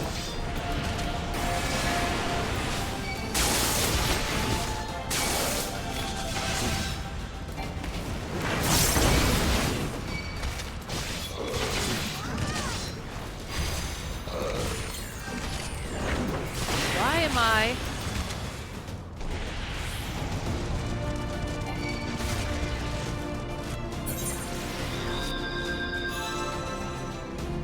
Well now, why didn't they follow me? That's a first. I didn't see them fighting any... maybe they were fighting something and I was just blind.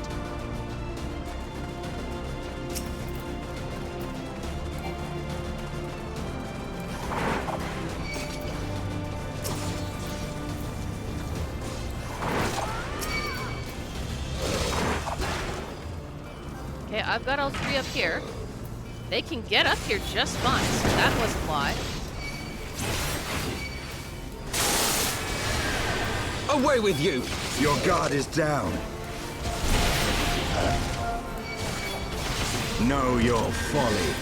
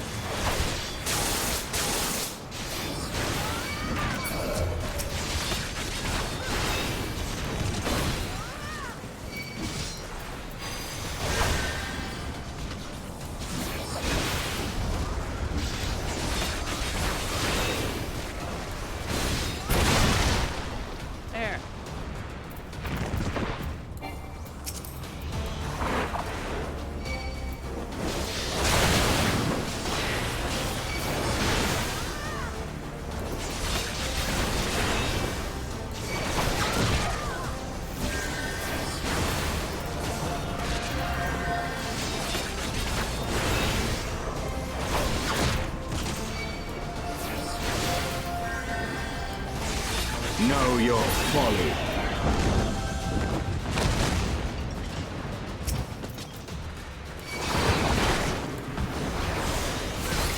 Your guard is down.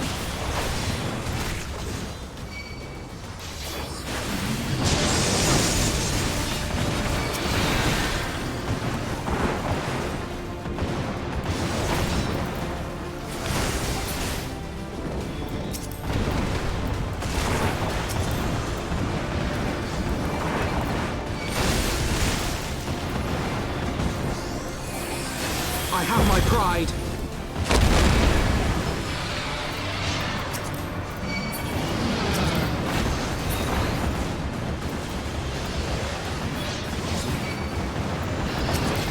Know your folly.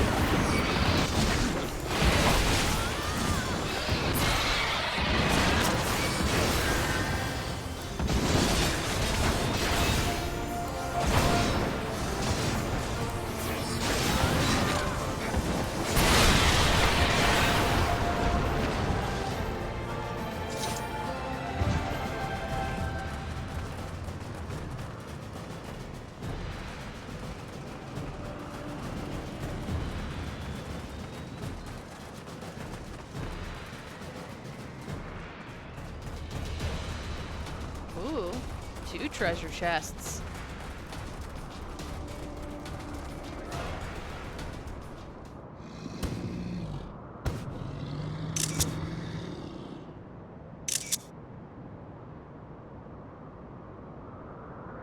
Tiaman, consort of Nidhogg, we beseech you, grant us safe passage through this place. As I thought, blind to reason like all the rest, if you would see our mission to its conclusion, you know what must be done. Such rage and rancor, is there truly no other way?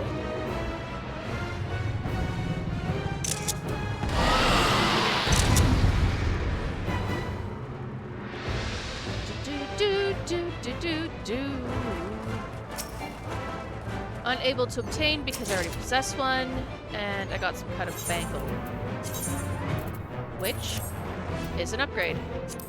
I will take it.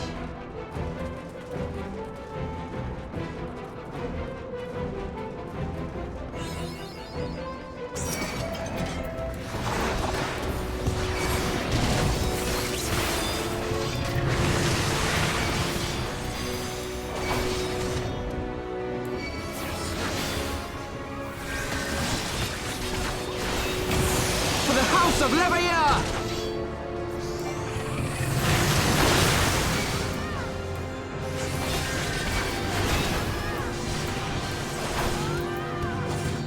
Know your folly.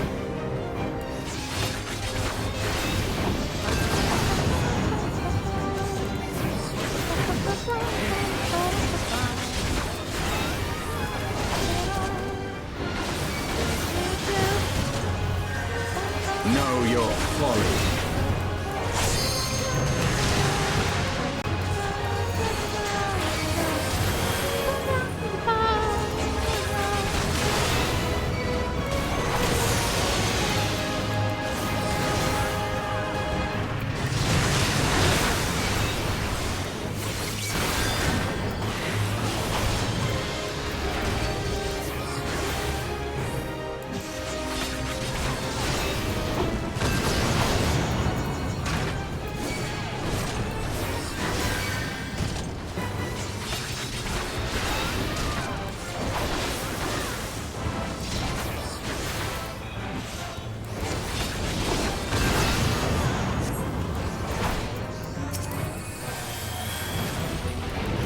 Away with you!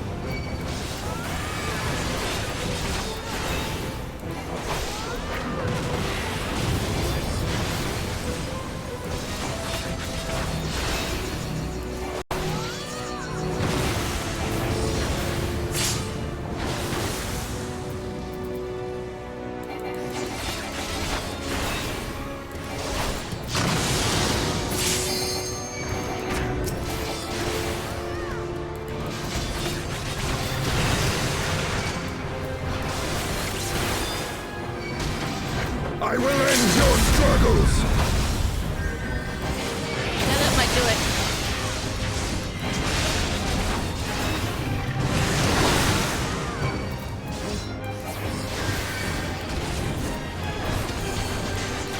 Know your folly.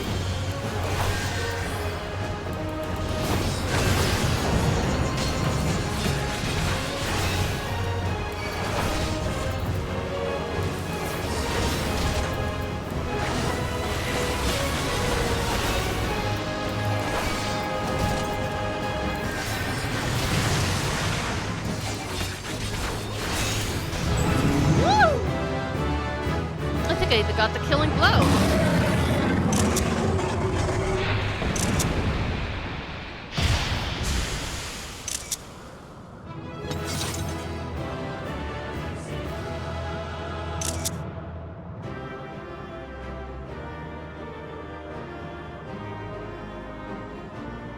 I've acquired chivalry. I also acquired augmented iron tricks. No, my spirit bond is maxed out. I got a helm, which is an upgrade. Nice. And let's see, that's not good for me, and that's not good for me.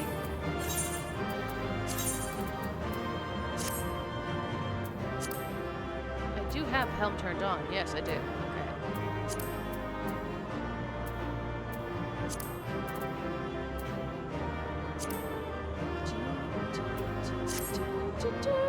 Okay. Okay. Really quick. Oops. Okay, so this needs to return to inventory because I have absolutely no use for that. You need to return to inventory. Sort. You need to return to inventory. Sort. It looks like I didn't pick up any gloves. And I didn't pick up any pants. But I did pick up some boots that are not for me.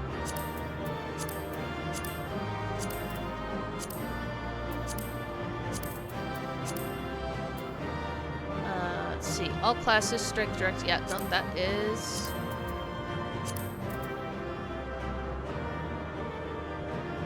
that one's a caster, so let's return that one to inventory.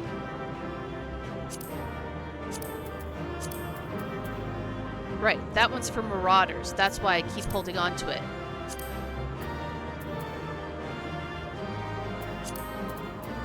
Okay. That's all sorted out, figured out.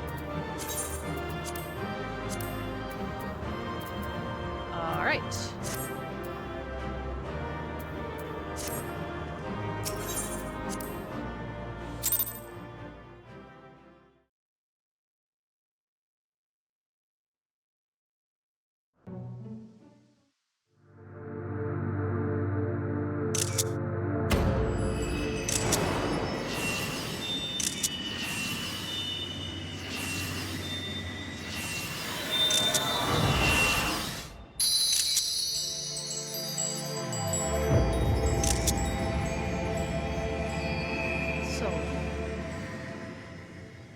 Water and lightning, I think, are the ones that lit up now.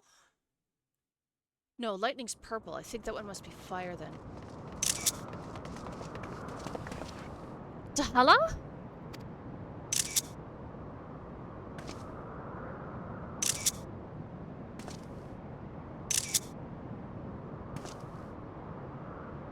Twould seem Tealman was the last. I sense no other dragons nearby.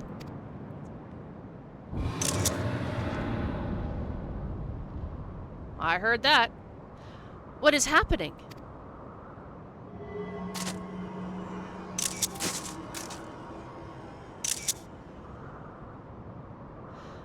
Ah! Nidhogg! He roars. He knows we are here then. His fury! Oh, it bleeds through the eye.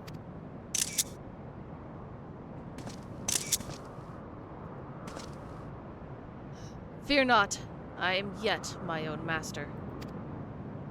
But that damned worm's wrath burns hotter than flame. Come, the heart of the dragon's homeland yet lies before us.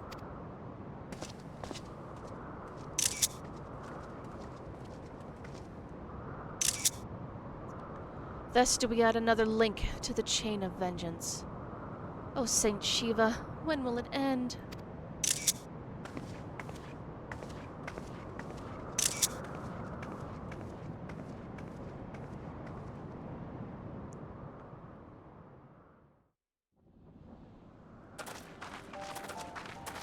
To the peak of Som Al, at the end of a perilous mountain path, whence could be seen a string of pearl-like islands floating impossibly atop a sea of clouds. To a domain where dragons and men had once lived in harmony, whose majesty no mortal eye had glimpsed for nigh on 1,000 years. They came.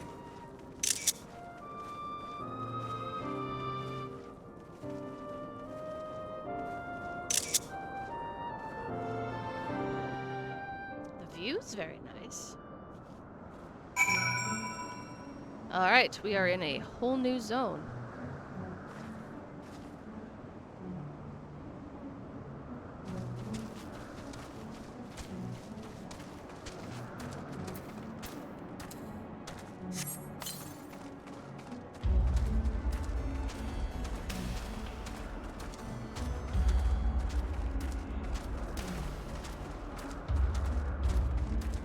fog home, huh?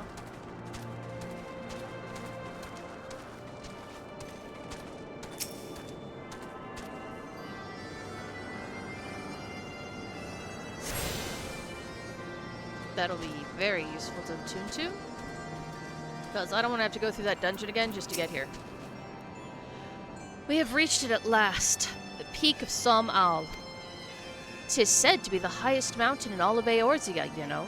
I thought it cold in Coerthas, but the air here carries the chill of a dozen winters.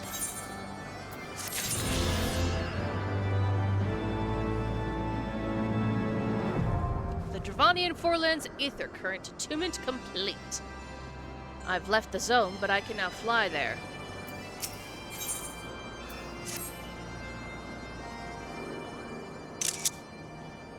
Now that we have scaled the mountain, there remains the problem of finding Hrasvilgur himself.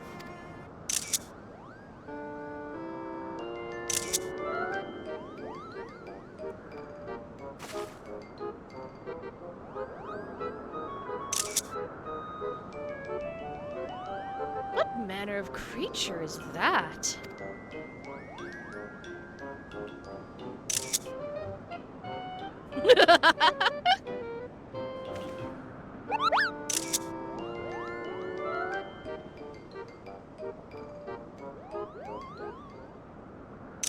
Dahala, do my eyes deceive me, or was that a Moogle? Yeah, that was a Moogle, all right. It was my understanding that they only dwelled within the Twelveswood. I certainly never expected to see one in the Churning Mountains. If the Moogle does live here, however, he may know where Hrasvilgur makes his lair. Quickly now, before we lose that creature completely.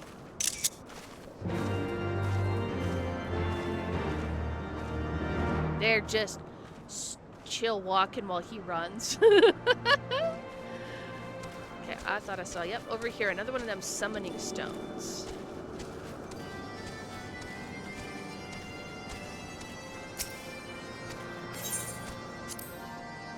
What are you actually connected to? You are struck with the sudden depressing realization that you have no idea how to reach any other destination. Each chocobo stop offers several different routes. However, you may only select routes leading to destinations to which you have previously traveled. If you have not visited any of the locations accessible from this one, the service will be unavailable. Aw, okay.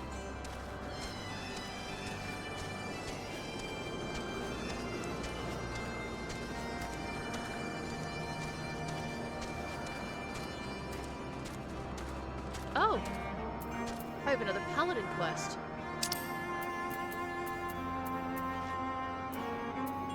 Let's go do the paladin quest first.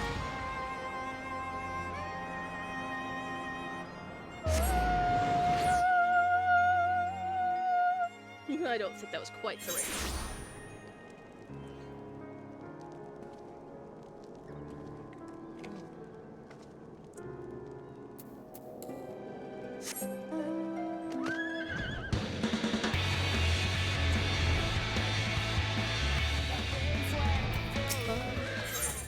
Try to forget. Ooh, clemency. I can throw out heals! See, now I'm feeling like a paladin. Paladins have to have at least a sort of healing spell of some kind. I'm beginning to think I've been going about this the wrong way, Dahala. I've been trying to determine the whereabouts of Oathkeeper by retracing Solkaskil's steps, but honestly, how he came to pursue and die at the hands of Death's Embrace isn't nearly as important as the simple fact that he did. Death's Embrace has the sword. It's the only logical conclusion, so if we find them, we find Oathkeeper. And even if I'm mistaken, we're just doing the world a favor by bringing them to justice anyway. I wouldn't presume to speak for Solkaskil, but I'd like to think that he'd agree, don't you? Yes, well, I suppose if we're going to find them, we'd best start asking around. Though there is one thing that still troubles me. I think I need to speak with 100 Eyes.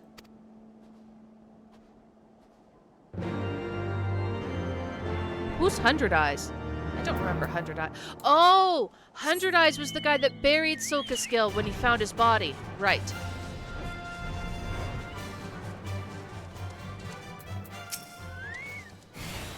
A moment of your time, if please. For you, Constant? Sure, sure. It's about Silkaskill.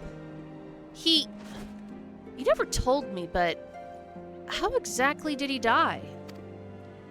You want me to paint you a bloody picture?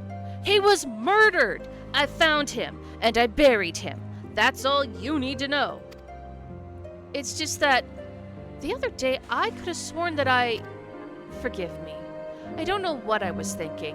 Don't let me keep you from your labors.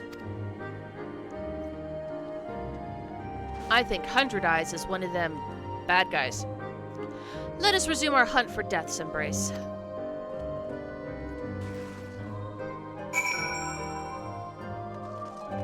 Ooh, what?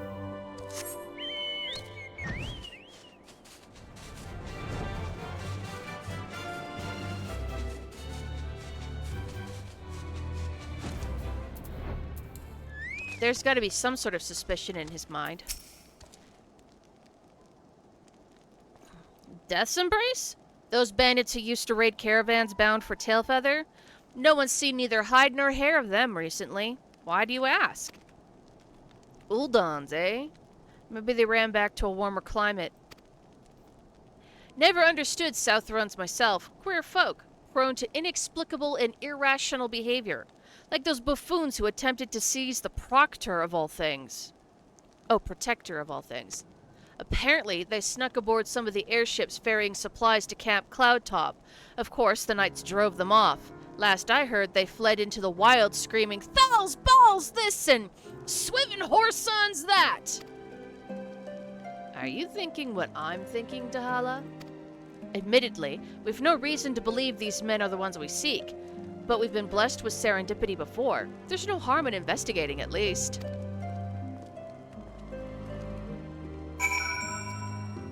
Camp Cloudtop, huh?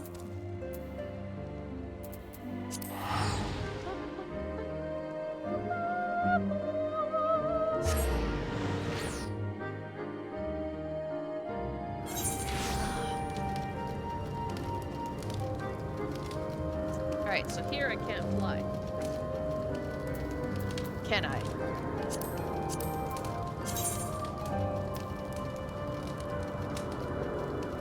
Yeah, it's not even showing on the list. Yep, definitely can't fly.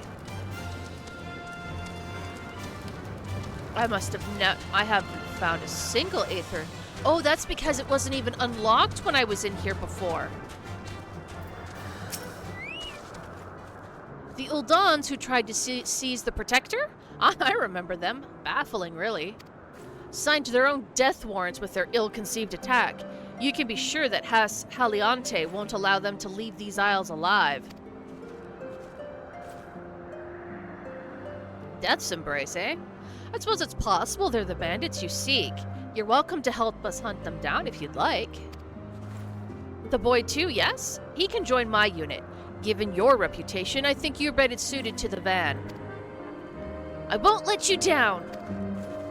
We gather at the Rose House. Come, let us delay no further. I'll see you there!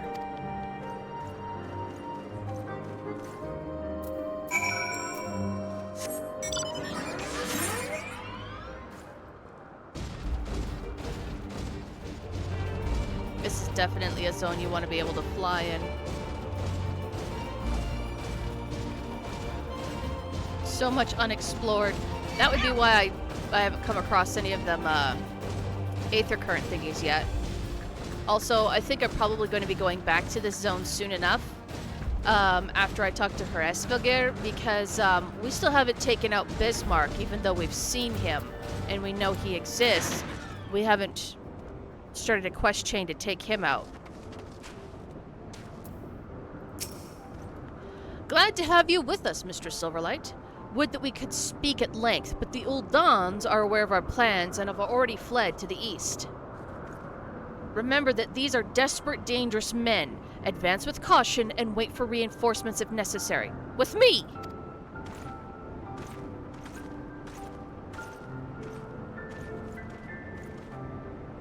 Okay. Yep, there's an aetheryte one. Excuse me, Dahala, a moment of your time, if I may. I recently received a special request for assistance with zoological research, but I am at a loss on how to fulfill it. Are you familiar with gale cats? They bear a striking resemblance to kittens, but with wings. An acquaintance of mine is writing an article on their physiology and requires a sample of their wings for her work. Their sweet appearance belies a rather nasty temperament, and if it were simply a matter of slaying them, I would handle it myself. The problem, however, is that taking a proper sample requires a delicate touch. A certain finesse that is definitely beyond the capabilities of my men and myself.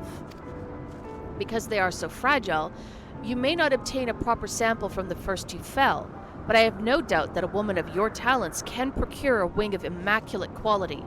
I realize this is a rather personal request, but I would be forever in your debt. Okay. We won't worry about that right now. We've got bigger fish to fry. But I've at least got it for when we come back here.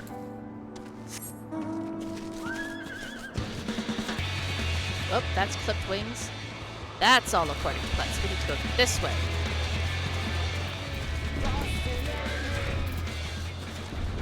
Don't worry, boyos. I gotcha.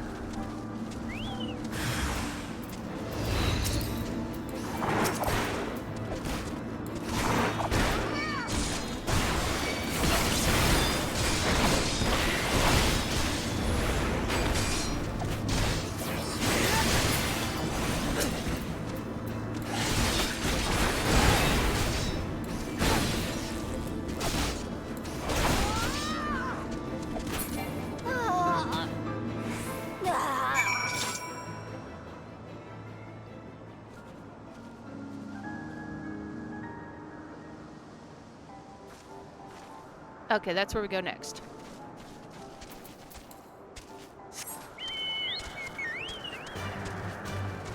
Constant!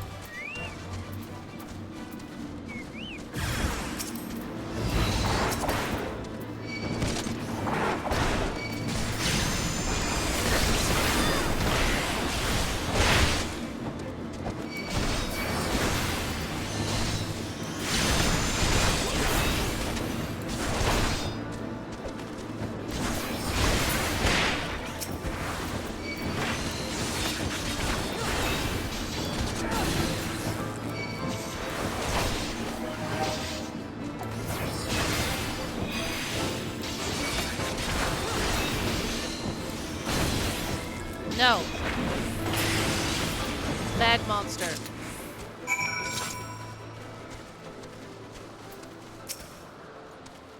Well fought, Mr. Silverlight. Their leader was surely the toughest of the lot. Lady Leonette will be pleased to learn of our success. I shall inform her at once. This poor guy. But we're not done, are we? What have you got there? Oh, what did I pick up? Oh. He got gloves.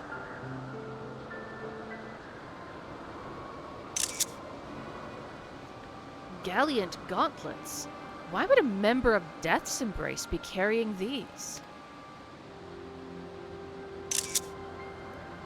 There's no way he could have possibly planned this. It's too elaborate. Nay, impossible. But what other explanation could there be? We should return to Falcon's Nest.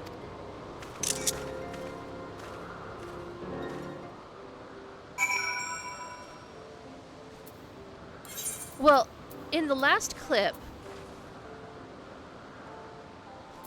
that we watched, there was someone of Sokaskill's build and race in a robe, so being all mysterious-like, standing on the cliff just above us, watching us. And every time that we reach a clue, it's like a treasure hunt of finding pieces of his armor set, as if he's getting constained to earn his armor, and go through the trials like we did. Remember when we earned our armor at level 50 or 45? We had to go to different locations and fight off a wave of skeletons and undeads to get to our armor, and then we were given our rewards, right? So what if that's what Sokkaskill's trying to do with this poor kid? Before we cornered the leader, we came across their camp. It was plain to see that they had fallen on hard times, hence why they resorted to common banditry to survive. But isn't it strange when you think about it? I mean, if they had Oathkeeper, why not simply sell it? Surely someone would have been willing to pay for it. I'm beginning to wonder if Sokkaskill succeeded in reclaiming the sword, or if Death's Embrace ever had it at all. And by the Fury, what to make of these pieces of armor? I don't think I typed that right.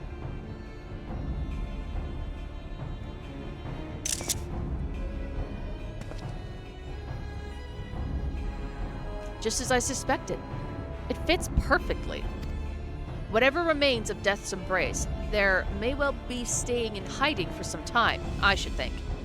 But should they dare to reveal themselves, we will finish what we started, as Sokkaskill intended.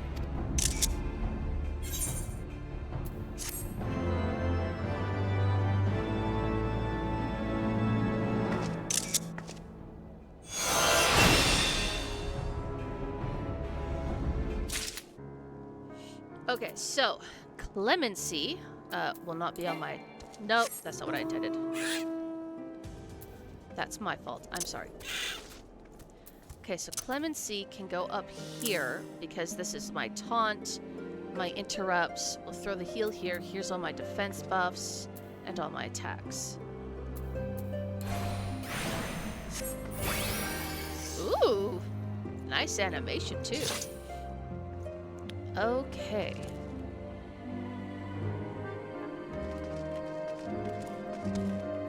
Oh. Let's just really quick do this because I did switch out some pieces.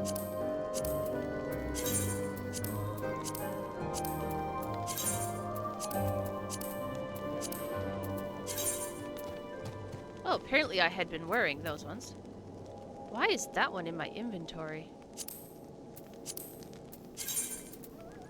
A gate ring offending. That is definitely a tanking ring. Place an armory chest. Also,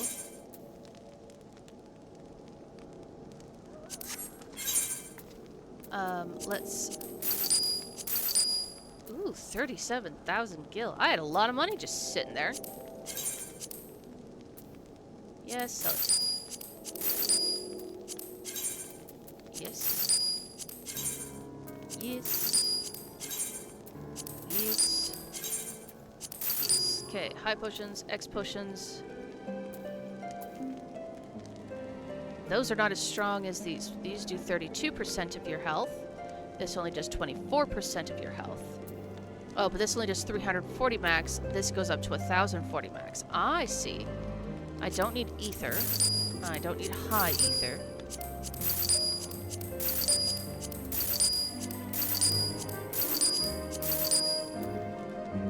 Okay. That should tidy all of that up, and I'm actually getting kind of rich. Do you remember when I was so poor that I couldn't even afford to buy one piece of armor I needed for a quest?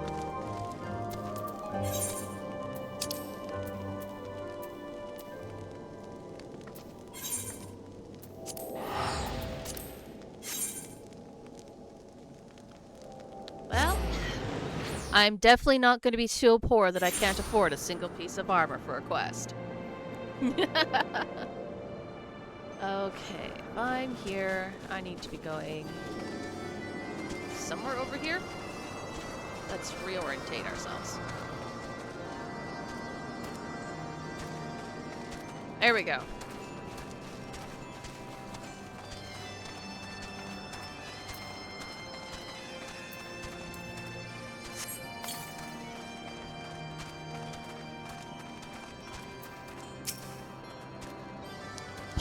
gone. Dahala, we must widen our search.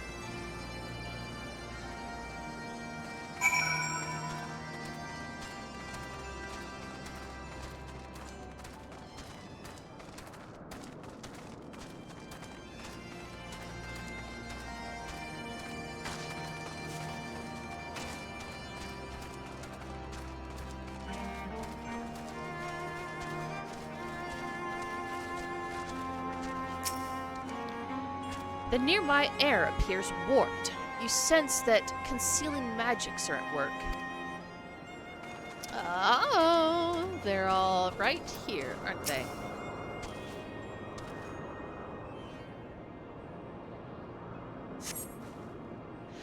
I've heard tales of these Mughals, but this is the first time I've ever laid eyes on one.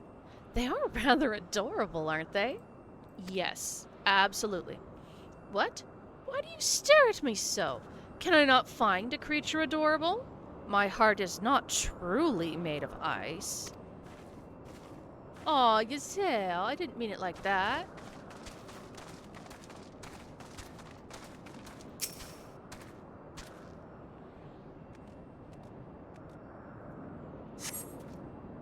I see no evidence of this Mughal of yours. Are you certain it wasn't a trick of the light? Mayhaps it was simply one of these strange plants shifting in a breeze. Uh-huh.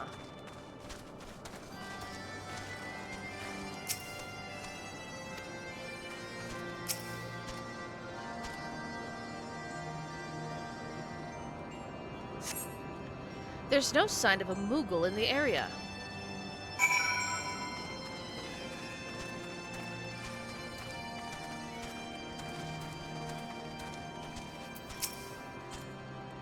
I'm sure I glimpsed the Mughal fleeing in this direction. Could he be concealing himself with magic?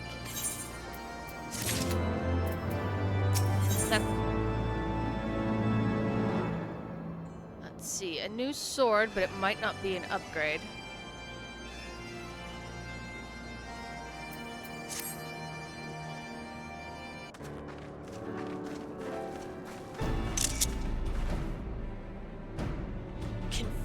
It. Could we but enlist the aid of one of the local Mughals, I am certain Harasvelgar would not elude us for long. Though the eye enables me to sense the presence of dragons, I can only identify Nidhogg's with any certainty. We could wander the mist for days and not know if we were any closer to his brood brother. And those are days we cannot afford to squander. Shall we divide our forces then? Lady Giselle, might I ask you to question any dragons whom you judge it safe to approach? I shall try, yet I fear the influence of Nidhogg's rage will render most of the Dravanians in the area deaf to reason. And what of you, Master Alphonal? I've not yet given up on the Mughals. Dahala, come with me to Gridania. I mean to petition the aid of the Mughals' kin in the 12-wood. After that business with Mughal Mog, I dare say they will be glad to help us. Assuming you have no need of me, I shall remain here. Nidhogg senses both the loss of his consort and the coming of the Eye, and his attention is firmly fixed in this direction. I mean to do what I can to hold his gaze, in the hope that it might delay any action against Ishgard. Thank you, Estinian. Come then, Dahala, let us make haste for Gridania and rendezvous at Nofik's altar. Ah, but I neglected to tell you. There is an aetheryte of ancient construction here which should make the return journey less arduous. Pray do not forget to use it.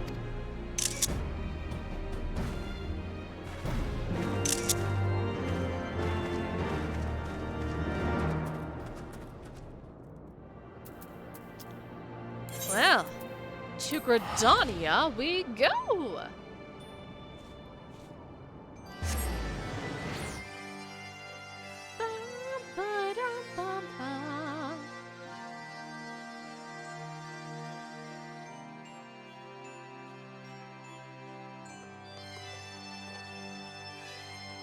Well, that's the last of my tea. I hope my voice doesn't give out before this stream ends.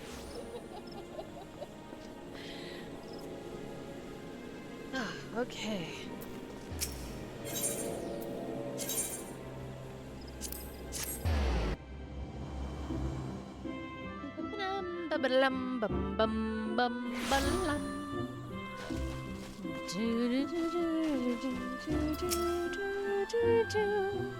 I sent word to the Elder Seedseer upon arriving in Gridania, and I am pleased to report that she has agreed to grant us an audience. If anyone can help us to contact the Twelveswood Moogles, it is she. We are expected at the Lotus Stand. I trust you're familiar with the conjurer stationed at its entrance?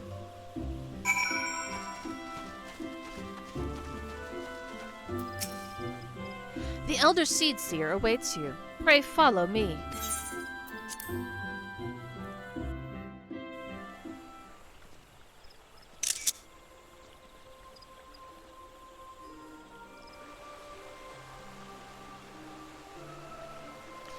I bid you welcome, friends. The Admiral spoke of having met with you, but 'tis no less a relief to see you safe and hale with mine own eyes. We humbly thank you for agreeing to receive us upon such short notice. My lady, for all you have done for us in our absence, would that it were solely to express our gratitude that we came to you this day. Alas, the tides of battle yet dictate our coming and going. Elder Seedseer, we would beg your wisdom in a matter that may finally bring an end to the Dragon Song War. Speak on, friend.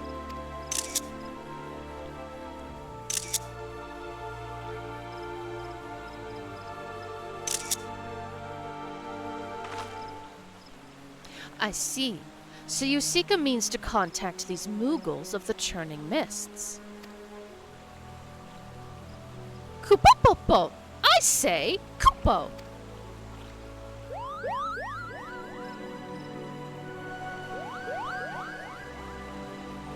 Greetings, Kuplo Cop. To what do we owe the pleasure of your company?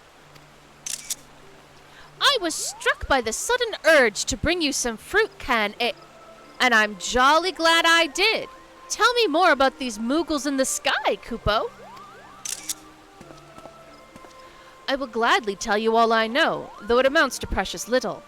We encountered a Moogle high in the clouds of Dravania, and had hoped that you and your kin in the Twelveswood might agree to facilitate a meeting.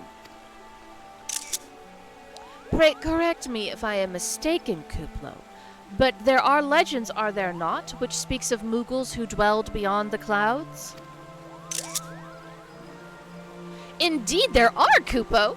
Long, long ago, back when the world was still young. They say my ancestors served the gods up in the heavens. Of course, that was before their masters took to bickering like spoiled children. Yes. The tale of good King Moogle marks the 12th.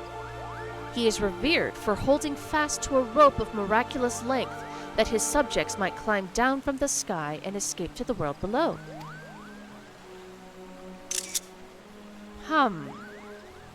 Ignoring the more fanciful aspects of the tale, it may well be that Kuplo's ancestors hailed from the Churning Mists. Given how long his kin have resided in the Twelveswood, it is perfectly possible that the details of their history have faded into myth. Indeed, Master Alphino, such stories often contain a measure of the truth. 'Tis like that the Moogles of the Churning Mist tell similar tales of the world below. I can well imagine why the one you encountered fled at your approach.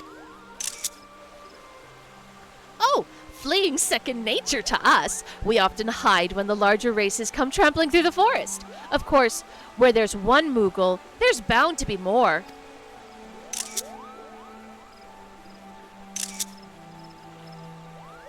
Which is why I've decided to take a trip to the clouds, Kupo. They surely won't be afraid to talk to me. I was hoping you might say that, Master Kuplo. You will accompany us then? Just try and stop me, Kupo. I'll admit the thought of venturing outside the Twelveswood is a bit unsettling, but I can hardly refuse a chance to meet my distant cousins.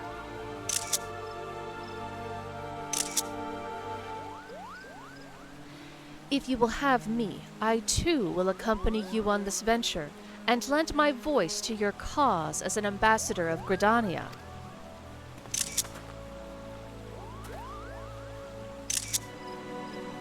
Milady, are you quite certain? How oft has our nation turned to the scions of the Seventh Dawn in its hour of need? How oft have we asked the Warrior of Light to risk her life to save our own? Full many times, I say to you, and never have they refused us. Thus do I choose this day to offer mine aid to our allies for the good of the realm.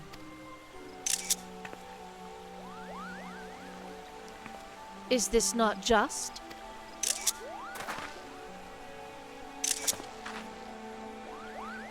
A most unexpected and most welcome offer, Elder Seedseer. We would be honored by your presence.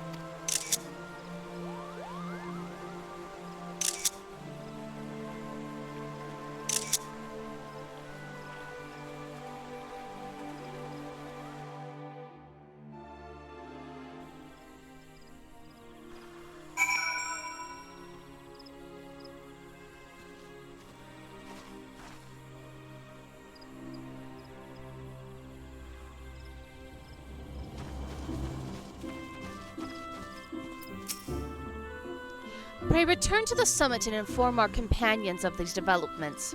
I will serve as the Elder Seedseer's guide on the journey back to Somal. It being a path I have already trodden, I do not anticipate any great difficulties.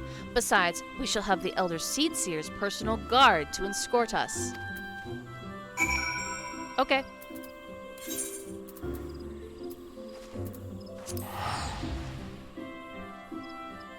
Later, gator. Oh,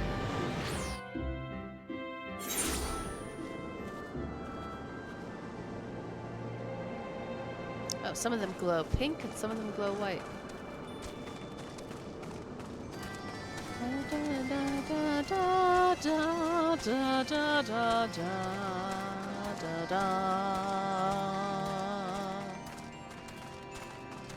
It sounds like a bagpipe, but it sounds like it's a synthetic bagpipe.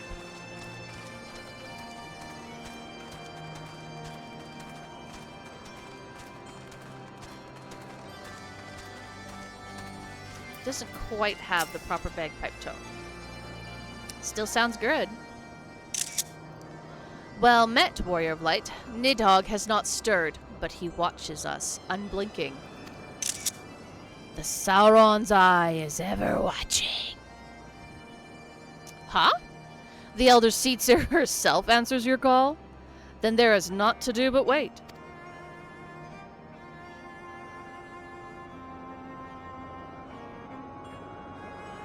They are here, Dahala.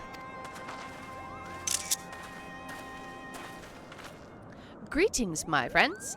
I'm happy to report that our journey was mercifully uneventful. Devoid as the road was of Dravanians, 'twould seem the dragons have abandoned Somal for the churning mists.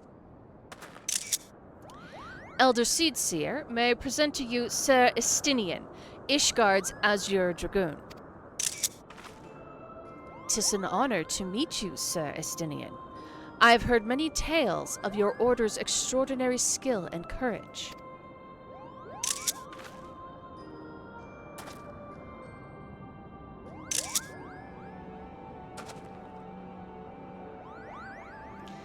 Friends, I feel it only right to inform you that we are not alone.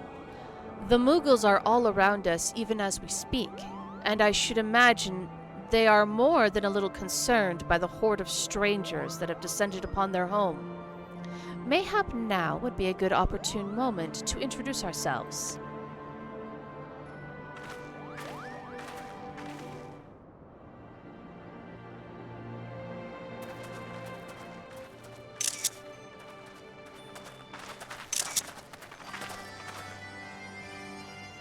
This should serve.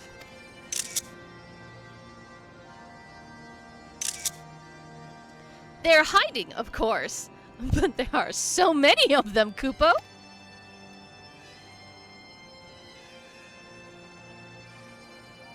I am Khan-e Senna.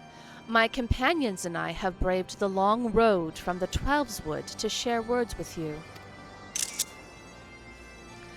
On this, the occasion of our first meeting, we bring an offering of light and wind.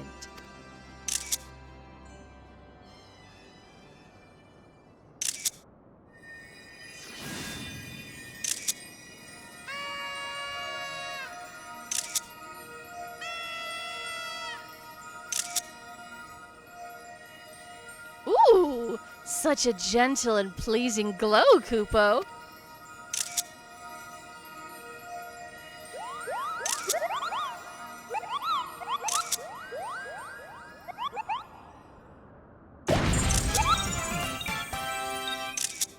I am Muglin, the chieftain of this Moogle clan.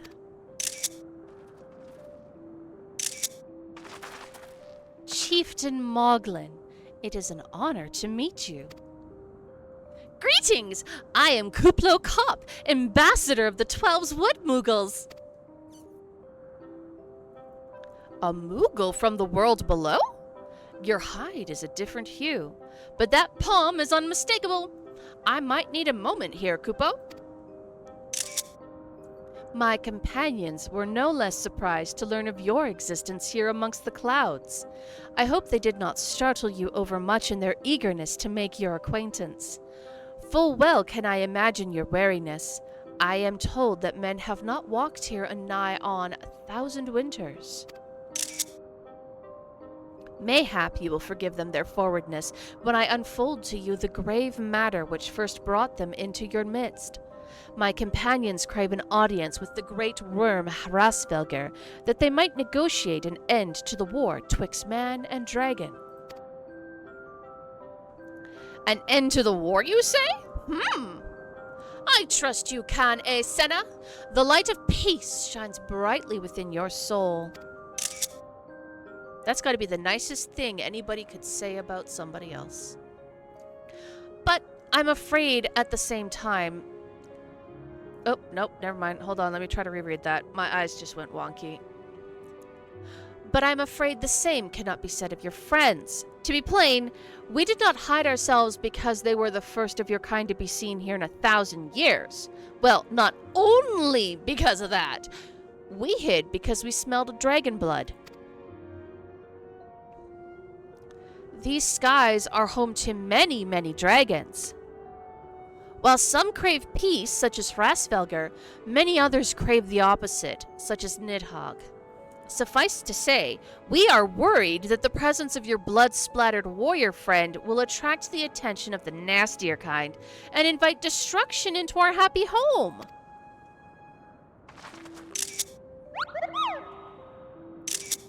Now, just a moment, chieftain. Dahala here may have doled out the odd thrashing or two, but it's always been for a really good reason. She's a champion of the Twelveswood Moogles, and I'll not hear her good name slandered. Now, Ambassador, let's not ruffle each other's fur. I shall, of course, take your testimony into consideration. If I may, chieftain, there is little room for trust twixt strangers. Might we not take this opportunity to learn more of each other?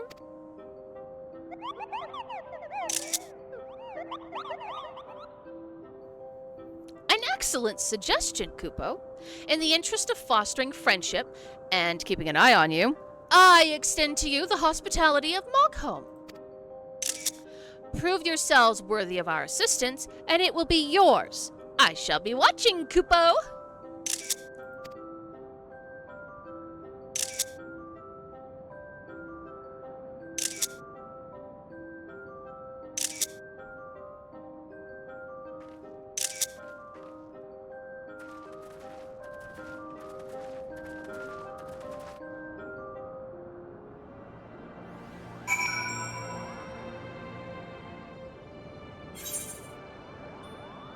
Okay. Hey, big guy. Tell me, in the world down below, do all of your kind look so different from one another? It must be terribly disconcerting. What was it Kuplo Koop called you again? Dahala? Your names are as odd as your appearance. Have you ever considered a nice Moogle name? Moglin is taken, by the way, Kupo. As are Moghan, Mogmug, and Mogwin. These being the names of the 3 wise Moogles who will administer the momentous challenges that I have devised to measure your worth. I call them the Trials of Trustworthiness. Undertake these trials, and we shall soon see whether or not you are a worthy person of our aid. Let's see. It's probably best to take the sword, but I don't think it's going to be an upgrade. It is! It is an upgrade! Well, now I'm glad I grabbed it. What does my new sword look like? Not as fancy as the last one, but definitely at least looks like a sword and not a bat. Ooh, looking good, my girl. Looking good. Okay. Alright, Mogham. You also give out... Oh, and a shield. Hello! Yes, I am Moghan, the foremost alchemist in Mogholm, if you must know. If your tummy's gloopy or your wings droopy, I've got a potion to fix that. Or I would if I didn't keep running out of ingredients. Luckily, you're here to do my trial. Yes, go forth, mighty adventurer, and mightily pluck 3 sprigs of cloud's breath for me. You'll find it blooming near the entrance to Elite Home. It's not the safest of places, so don't let yourself be too distracted by the pretty flowers, Kupo. That is a very good warning, because I am indeed very easily distracted by pretty flowers.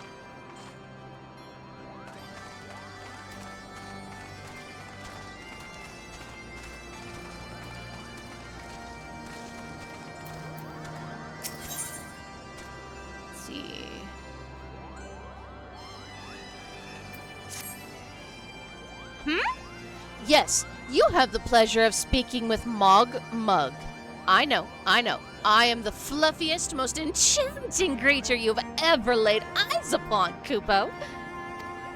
It isn't easy being this adorable. I can barely take a stroll outside without those relentless Dravoniads throwing themselves at me. Why, they look as if they might just gobble me right up. In any case, fleeing their overbearing adulation is growing a bit tiresome. Your trial, madame, is this. Find these ardent arcasaurs and slap some manners into them, Kupo. Perhaps a firm smack on the snout will teach them to appreciate my charm from afar. Only if you come outside to be the bait so that they associate the beating that I'm about to give them with you. Otherwise, I'm just beating them. Let's see.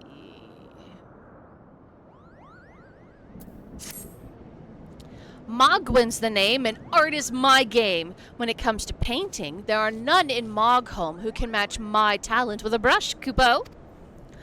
I know why you have come. Chieftain Moglin has demanded that I test your trustworthiness. But as I trust no one to create art that will satisfy me, I instead charge you with retrieving a masterpiece I seem to have misplaced. It was an ambitious and innovative work, guaranteed to fetch at least 4 Kupo nuts in the open market. You must find it. Question the masses.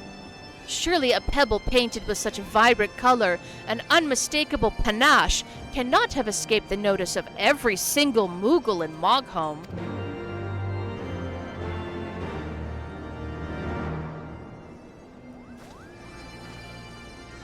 Wow. Okay. These are Moogles. These trials make absolute sense. But I still want to be like, dude. Alright, Mogmomo. Mogwin is missing his masterpiece, Kupo? Oh, you mean that paint-smeared mess of a pebble? I've not seen it recently. A fact for which my eyes are profoundly grateful. Oh my, our artiste is more self-proclaimed than he seems. Maestro Mogwin has replaced his masterpiece? Oh, happy day! If I am the swifter in finding it, I will soon have a genuine Mogwin for the price of a little perspiration. Honestly, who has 4 Kupo nuts just lying about to spend on such luxuries? Well, now I gotta hope I find it before you do.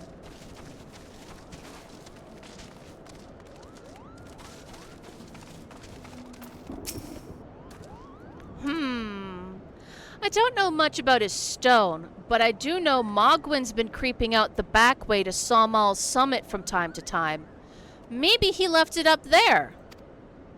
That's finally some very helpful advice. And you happen to be standing right next to a ramp, which just might be what I'm looking for. You know, I really need to figure out how to up the brightness on my TV. I can't see. Oh! I can't see what I am doing.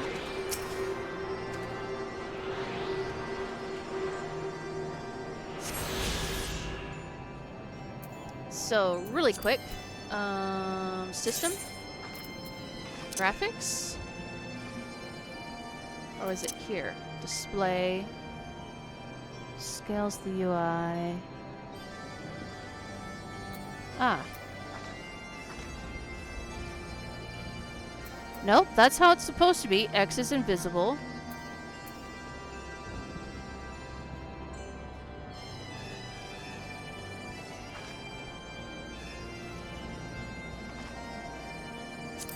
Let's try that. Oh, yeah, look, I can see the floor. Holy shit. I can see the floor. That helps a lot.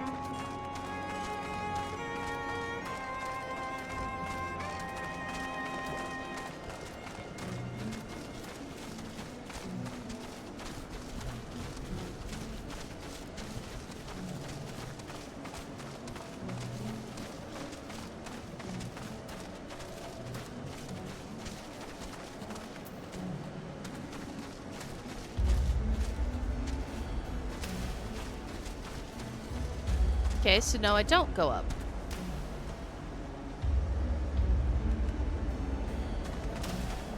Alright, well then let's go back down. Clearly it's not going to let me jump. Even though it would really speed everything up if it did. Alright.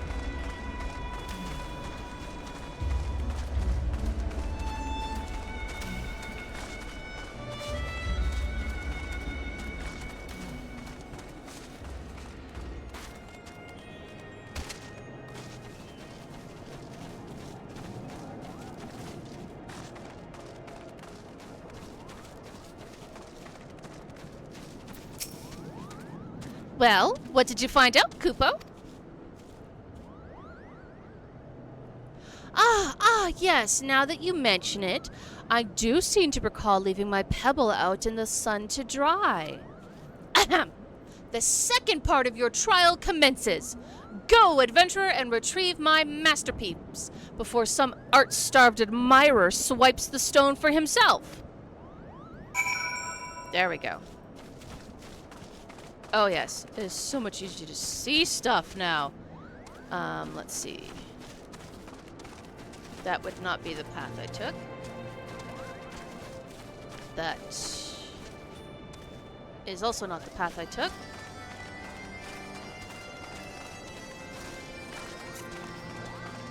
It would have been... Ah, there. Next to Mogto. Mogto, you're amazing for marking where I need to go. Thanks, buddy. Alright, let's try this again. Now that I finally have the go the fuck up there now quest. Got a little ahead of myself. Also, I finally have the Churning Mist started with my very first Aether.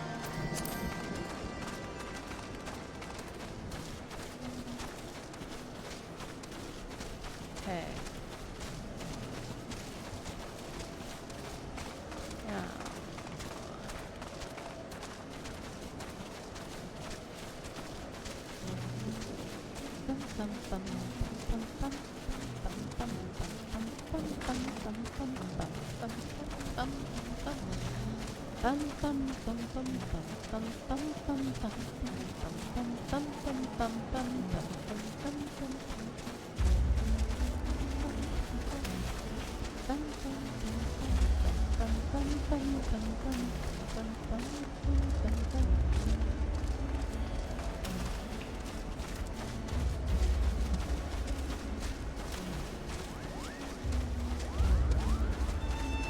There we go.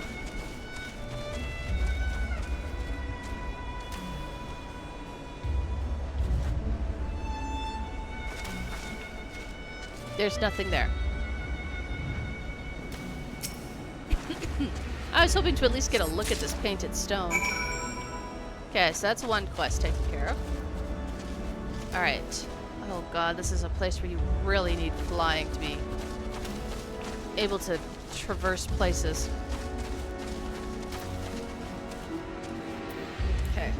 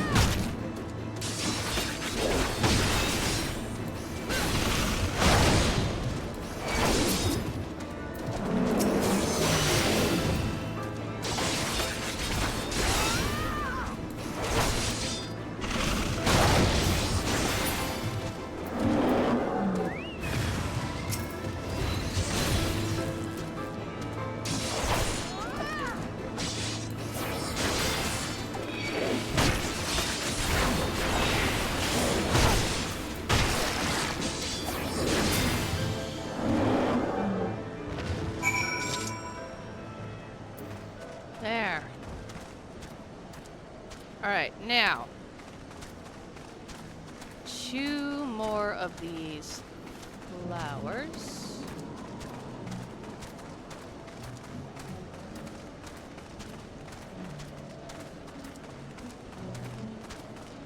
I have a bad feeling. Yep. And that bad feeling is that I'm going to need to go back up there to find the flowers, because the circle says here, but they generally put the actual thing you're looking for near the edges of the circle, and a lot of the edge of the circle is up.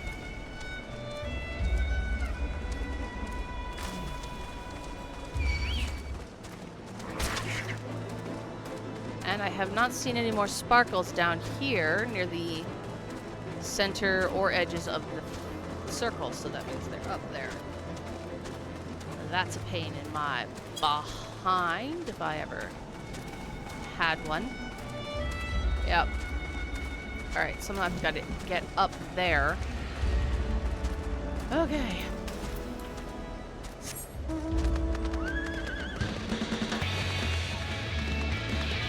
That could be why I didn't notice it. It's hiding behind this bush.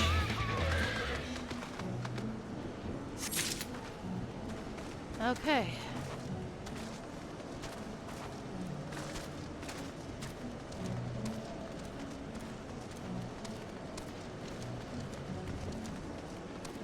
Come on.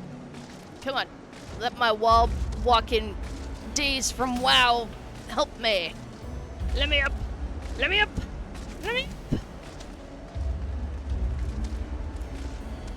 Because I have a feeling it's up there.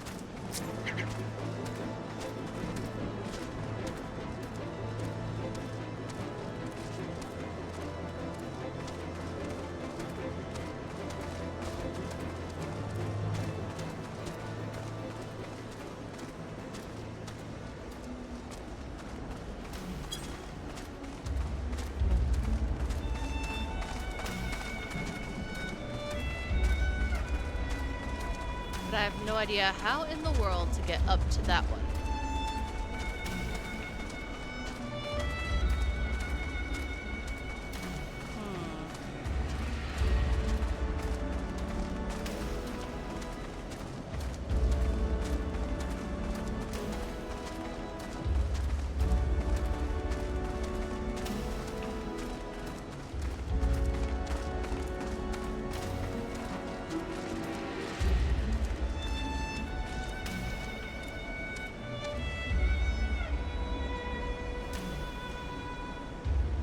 Okay.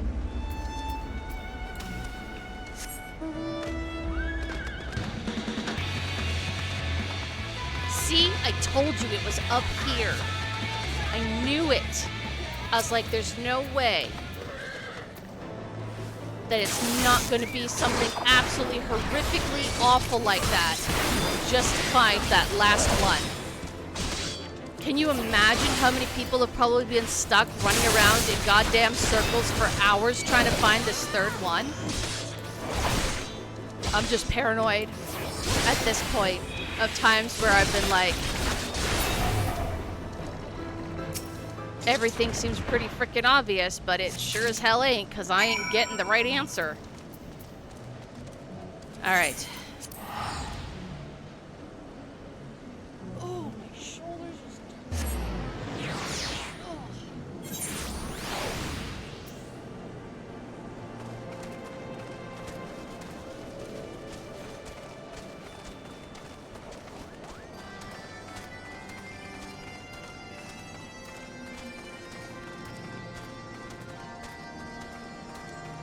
Alright, guys.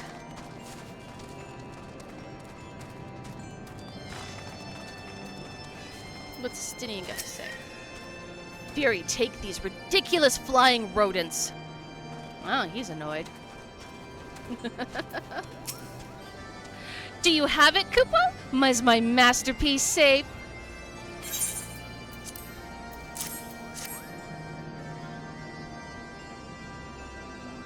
Yes! This is my work, is it not exquisite? I call it contemplation of zenith. Thank you, madame. At last I can exchange my art for those delectable Kupo nuts. Chieftain Moglid will hear of this valorous deed. I think we'll take that.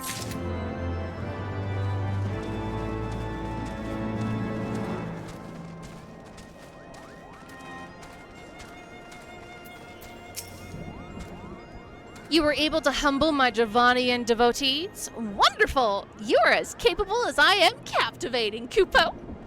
Still, my precious perfection does not excuse those louts from pursuing me so mercilessly, their tongues lolling and bellies rumbling.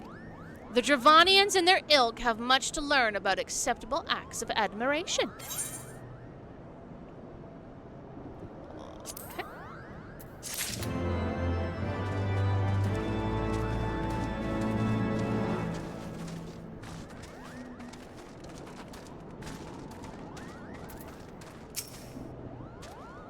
Did you have any trouble finding Cloud's Breath? I do need it quite urgently, you know. Oh, yes, these are perfect, Kupo. Now I have the main ingredient for my palm tonic. Speaking of which, how are you feeling, miss? Should you ever feel your palm losing its bounce, then I'm your Moogle, Kupo.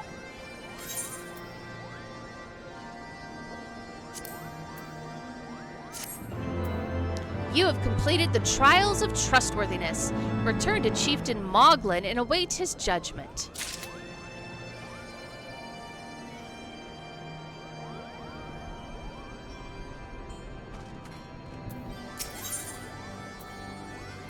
Wait, hold on a sec.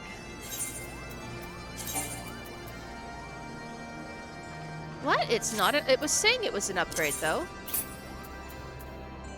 How is this not an upgrade? Item comparison. Item level 130, item level 133. More block strength, more block rate, more strength.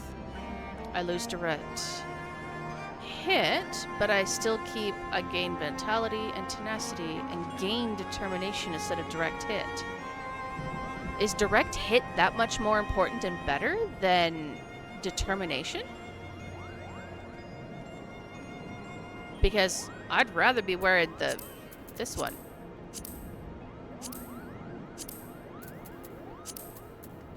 We'll just do this for now. Okay. So my new shield. Ooh, look at that. Very, very cool. Okay. Now we'll take the quest.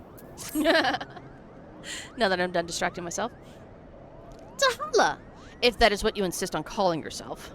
You've completed the trials of trustworthiness administered by the taskmasters Mog Han, Mog Mug, and Mog Win. During these grueling tests of character, I closely observed your conduct, as well as that of your companions. And I am decided, Kupo. Gather your friends before me now so that I need not repeat myself needlessly.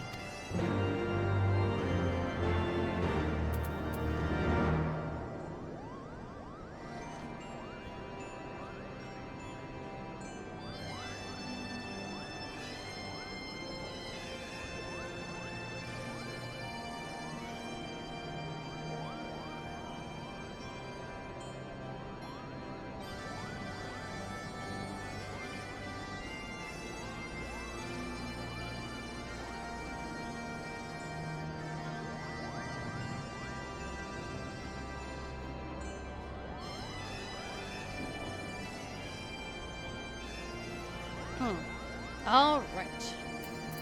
I got a little brain farty there for a second. Sorry about that. Margaret has a quest for us. Have you ever bathed in the waters to the northeast?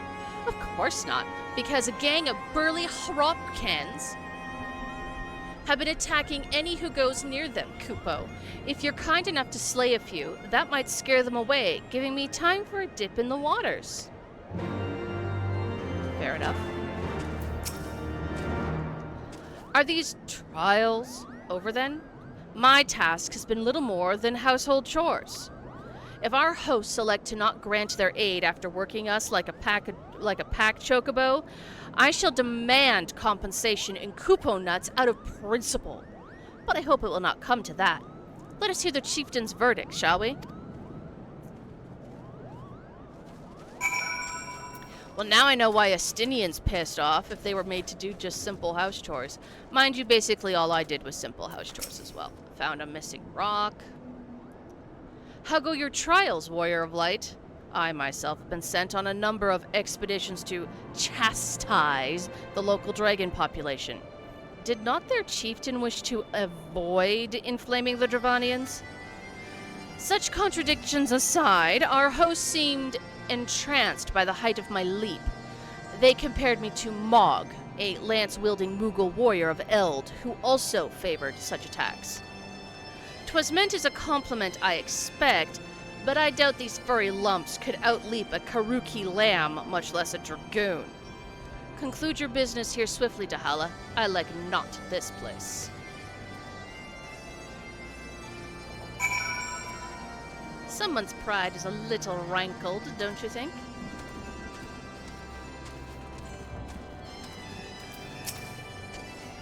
Standing here in Mogholm, my thoughts turn inevitably to the legend of good King Mogul Mox XII and his seat in the heavens. Like most, I thought it no more than a myth, a story for younglings that grew with the telling. But with every passing moment, I become more certain that we have discovered the origin of the tale. Full eager am I to hear what the chieftain has to say.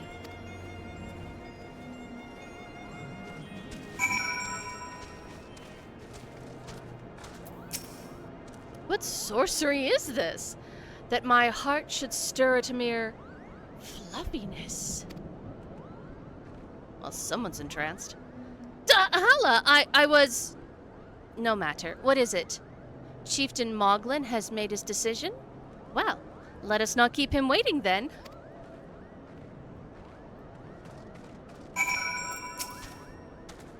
We've become such friends, Kupo! My Mughal cousins love to sing and dance as much as I do. Chieftain Moglin has finally come to a decision, has he?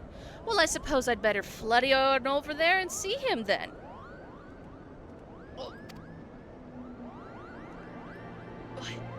I am too hot. I need the jacket off.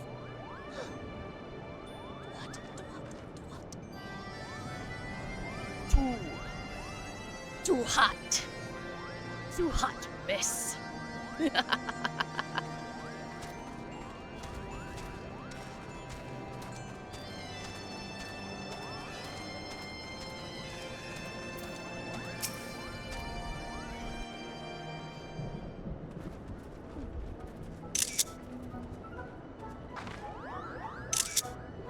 Never have I seen such determined workers, Kupo. It would have taken us moons to complete all those dreary chores and niggling errands.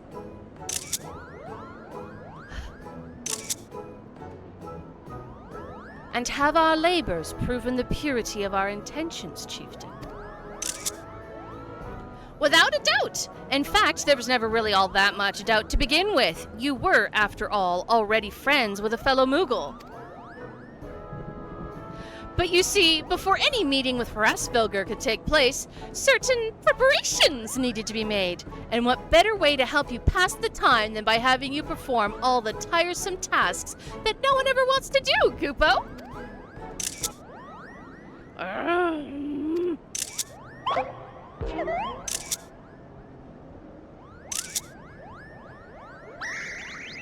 Oh dear! The horn! Bring out the horn! Quickly now!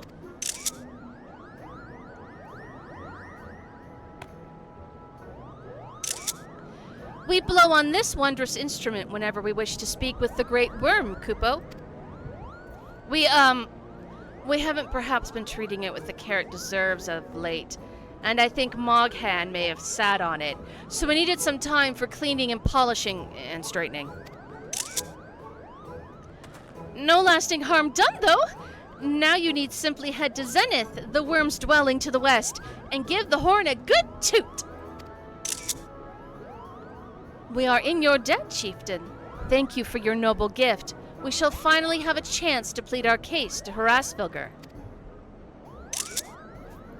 Very possibly, yes.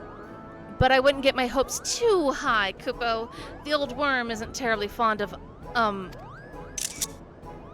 Your concern is appreciated, but I am quite certain that Hrasvelgr will welcome our overtures.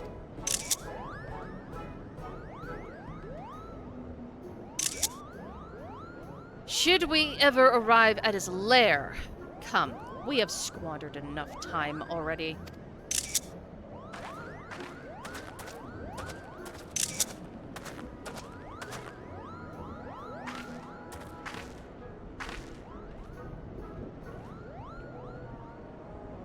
Chieftain Moglin, we thank you for your gracious hospitality. Though we must soon take our leave, I pray that we may continue to nurture the shoots of this new-sprung friendship twixt earth and sky. Of course, Kupo! Visit us whenever you wish. Consider Moghome your home amongst the clouds.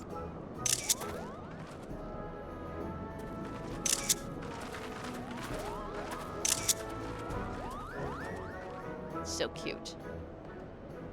I want to fluff that belly. Thanks for the help, Kupo.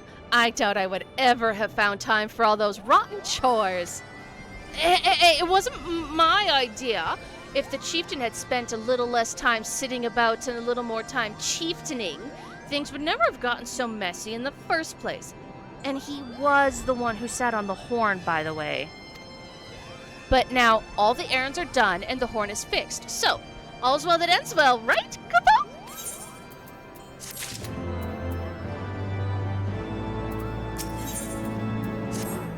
Ironically, these pointless little chores were a hell of a lot less tedious and anger-inducing than the goddamn chain of quests I had to do right before Titan. I don't know why, but that series of go fetch this food for a feast bullshit pissed me off so much compared to all the other tedious filler quests I've had to do.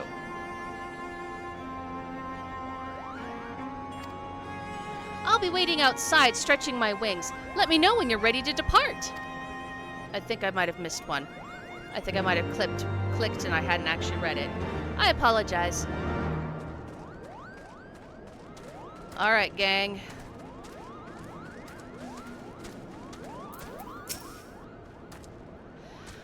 To the best of my knowledge, we have all that we need for our trip to Zenith, and I believe the Elder Seedseer and her retinue will soon be making the journey back to Gridania. It would be remiss of us, I think, not to convey our gratitude to them prior to going our separate ways. Shall we? Goodness. Alphinaud, Dahala, I do humbly thank you for what has been the most enlightening experience. Were it not for your pioneering spirit, the existence of these Moogle might never have been revealed to us. 'Tis we who should be thankful, Elder Seedseer. Were it not for your timely diplomacy, they would never have chosen to reveal themselves at all. And 'twas your presence, Klupo Club, that ultimately won us their trust.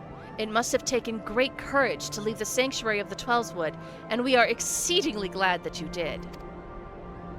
It was my pleasure, Kupo. I've made so many new friends and have so many fantastic tales to tell my kinsmoogle back home. And it is our home that we must now return. May you ever walk in the light of the crystal, my friends.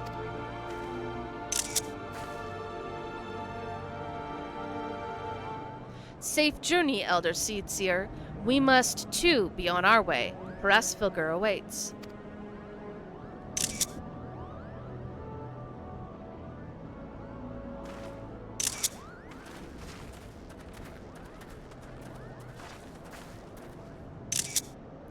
Warrior of Light, pray closely attend to your companion. Sir Estinian, beneath that stoical facade, has a storm of anguish seething unseen.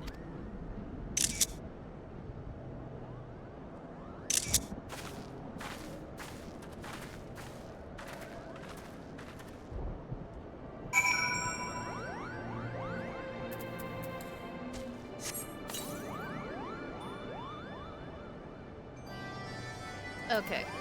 It's probably faster just to die. I hate caves.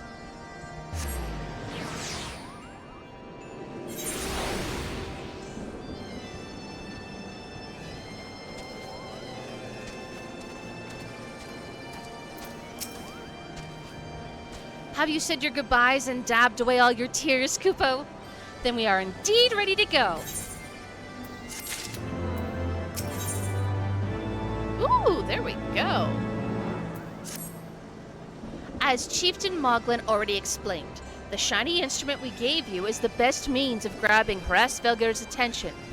I'll come along and show you the way to Zenith. That's the big place where you need to go to blow the horn. First things first, though, we need to make for Asa. Oh, and watch out for rampaging dragons. Maybe that should be the first thing, Kupo.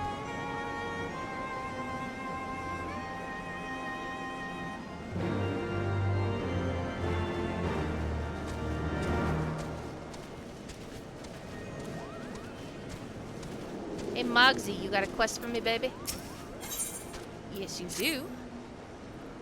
You aren't thinking of heading towards Asa, are you? Best watch yourself if you are. Arcanosaurs stalk the road looking for easy meals. If someone could drive them away... Oh, you seem the type for dragon hunting. Why don't you slay 3 of the Arcanosaurs and open the road back up for moggling traffic?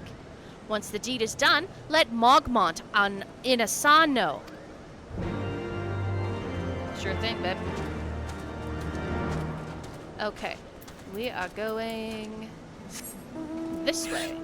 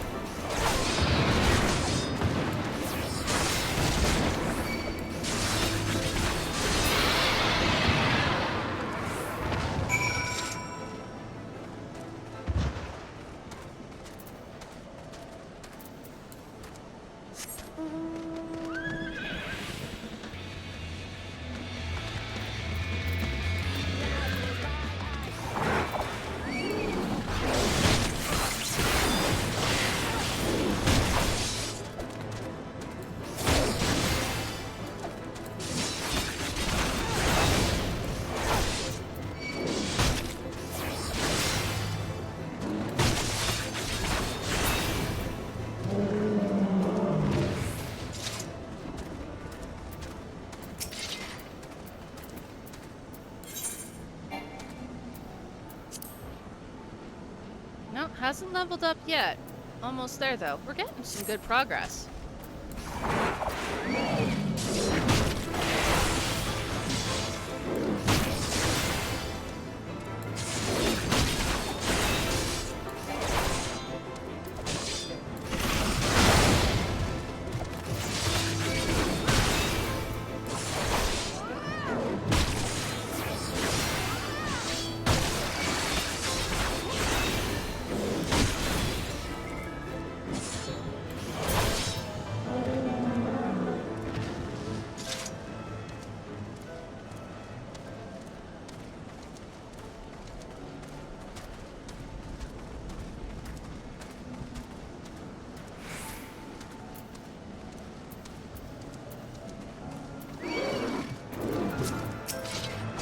Why was it giving me such a hard time trying to target that guy?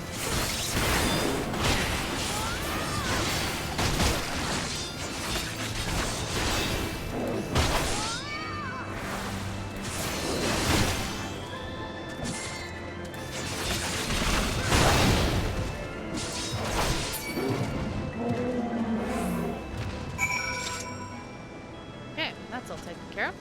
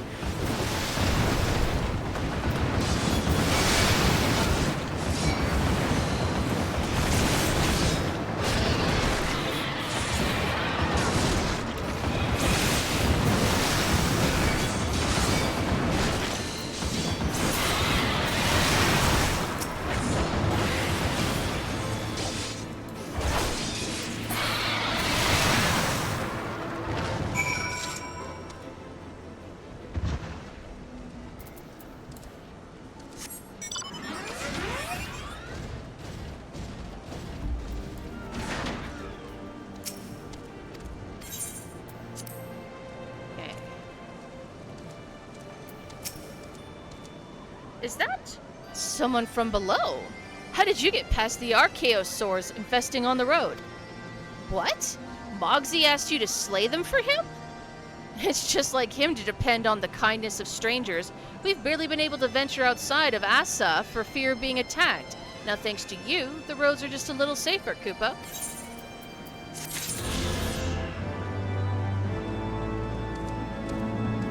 Well, you're goddamn welcome. Ooh, Aether Current.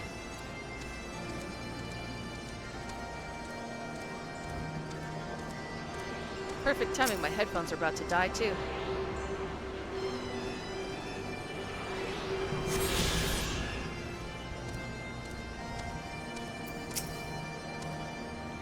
Things were a bit bitey for a while there, but I think we've arrived in one piece, Kupo. I wonder what has the dragons so awfully snappy. I mean, the bad ones are always bad, but they seem worse than usual.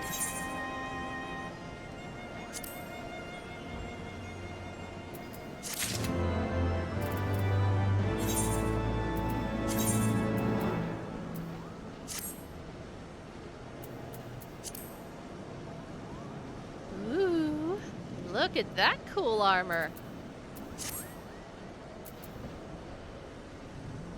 Dude, that looks so cool. Okay, yeah, maybe forced me to switch out the shield again. I want that shield. I don't know why you keep insisting the other one's better, but it's not, according to what I see on the statistics. Anyways, we may have a small problem, Kupo. When the winds are high like this, Hraesvelgr inevitably abandons his lofty perch and heads to the lands below to hunt. If you tried blowing the horn now, I doubt he'd hear it. I suggest we stop at the clearing up ahead and rest until the wind dies down. How far away is this clearing?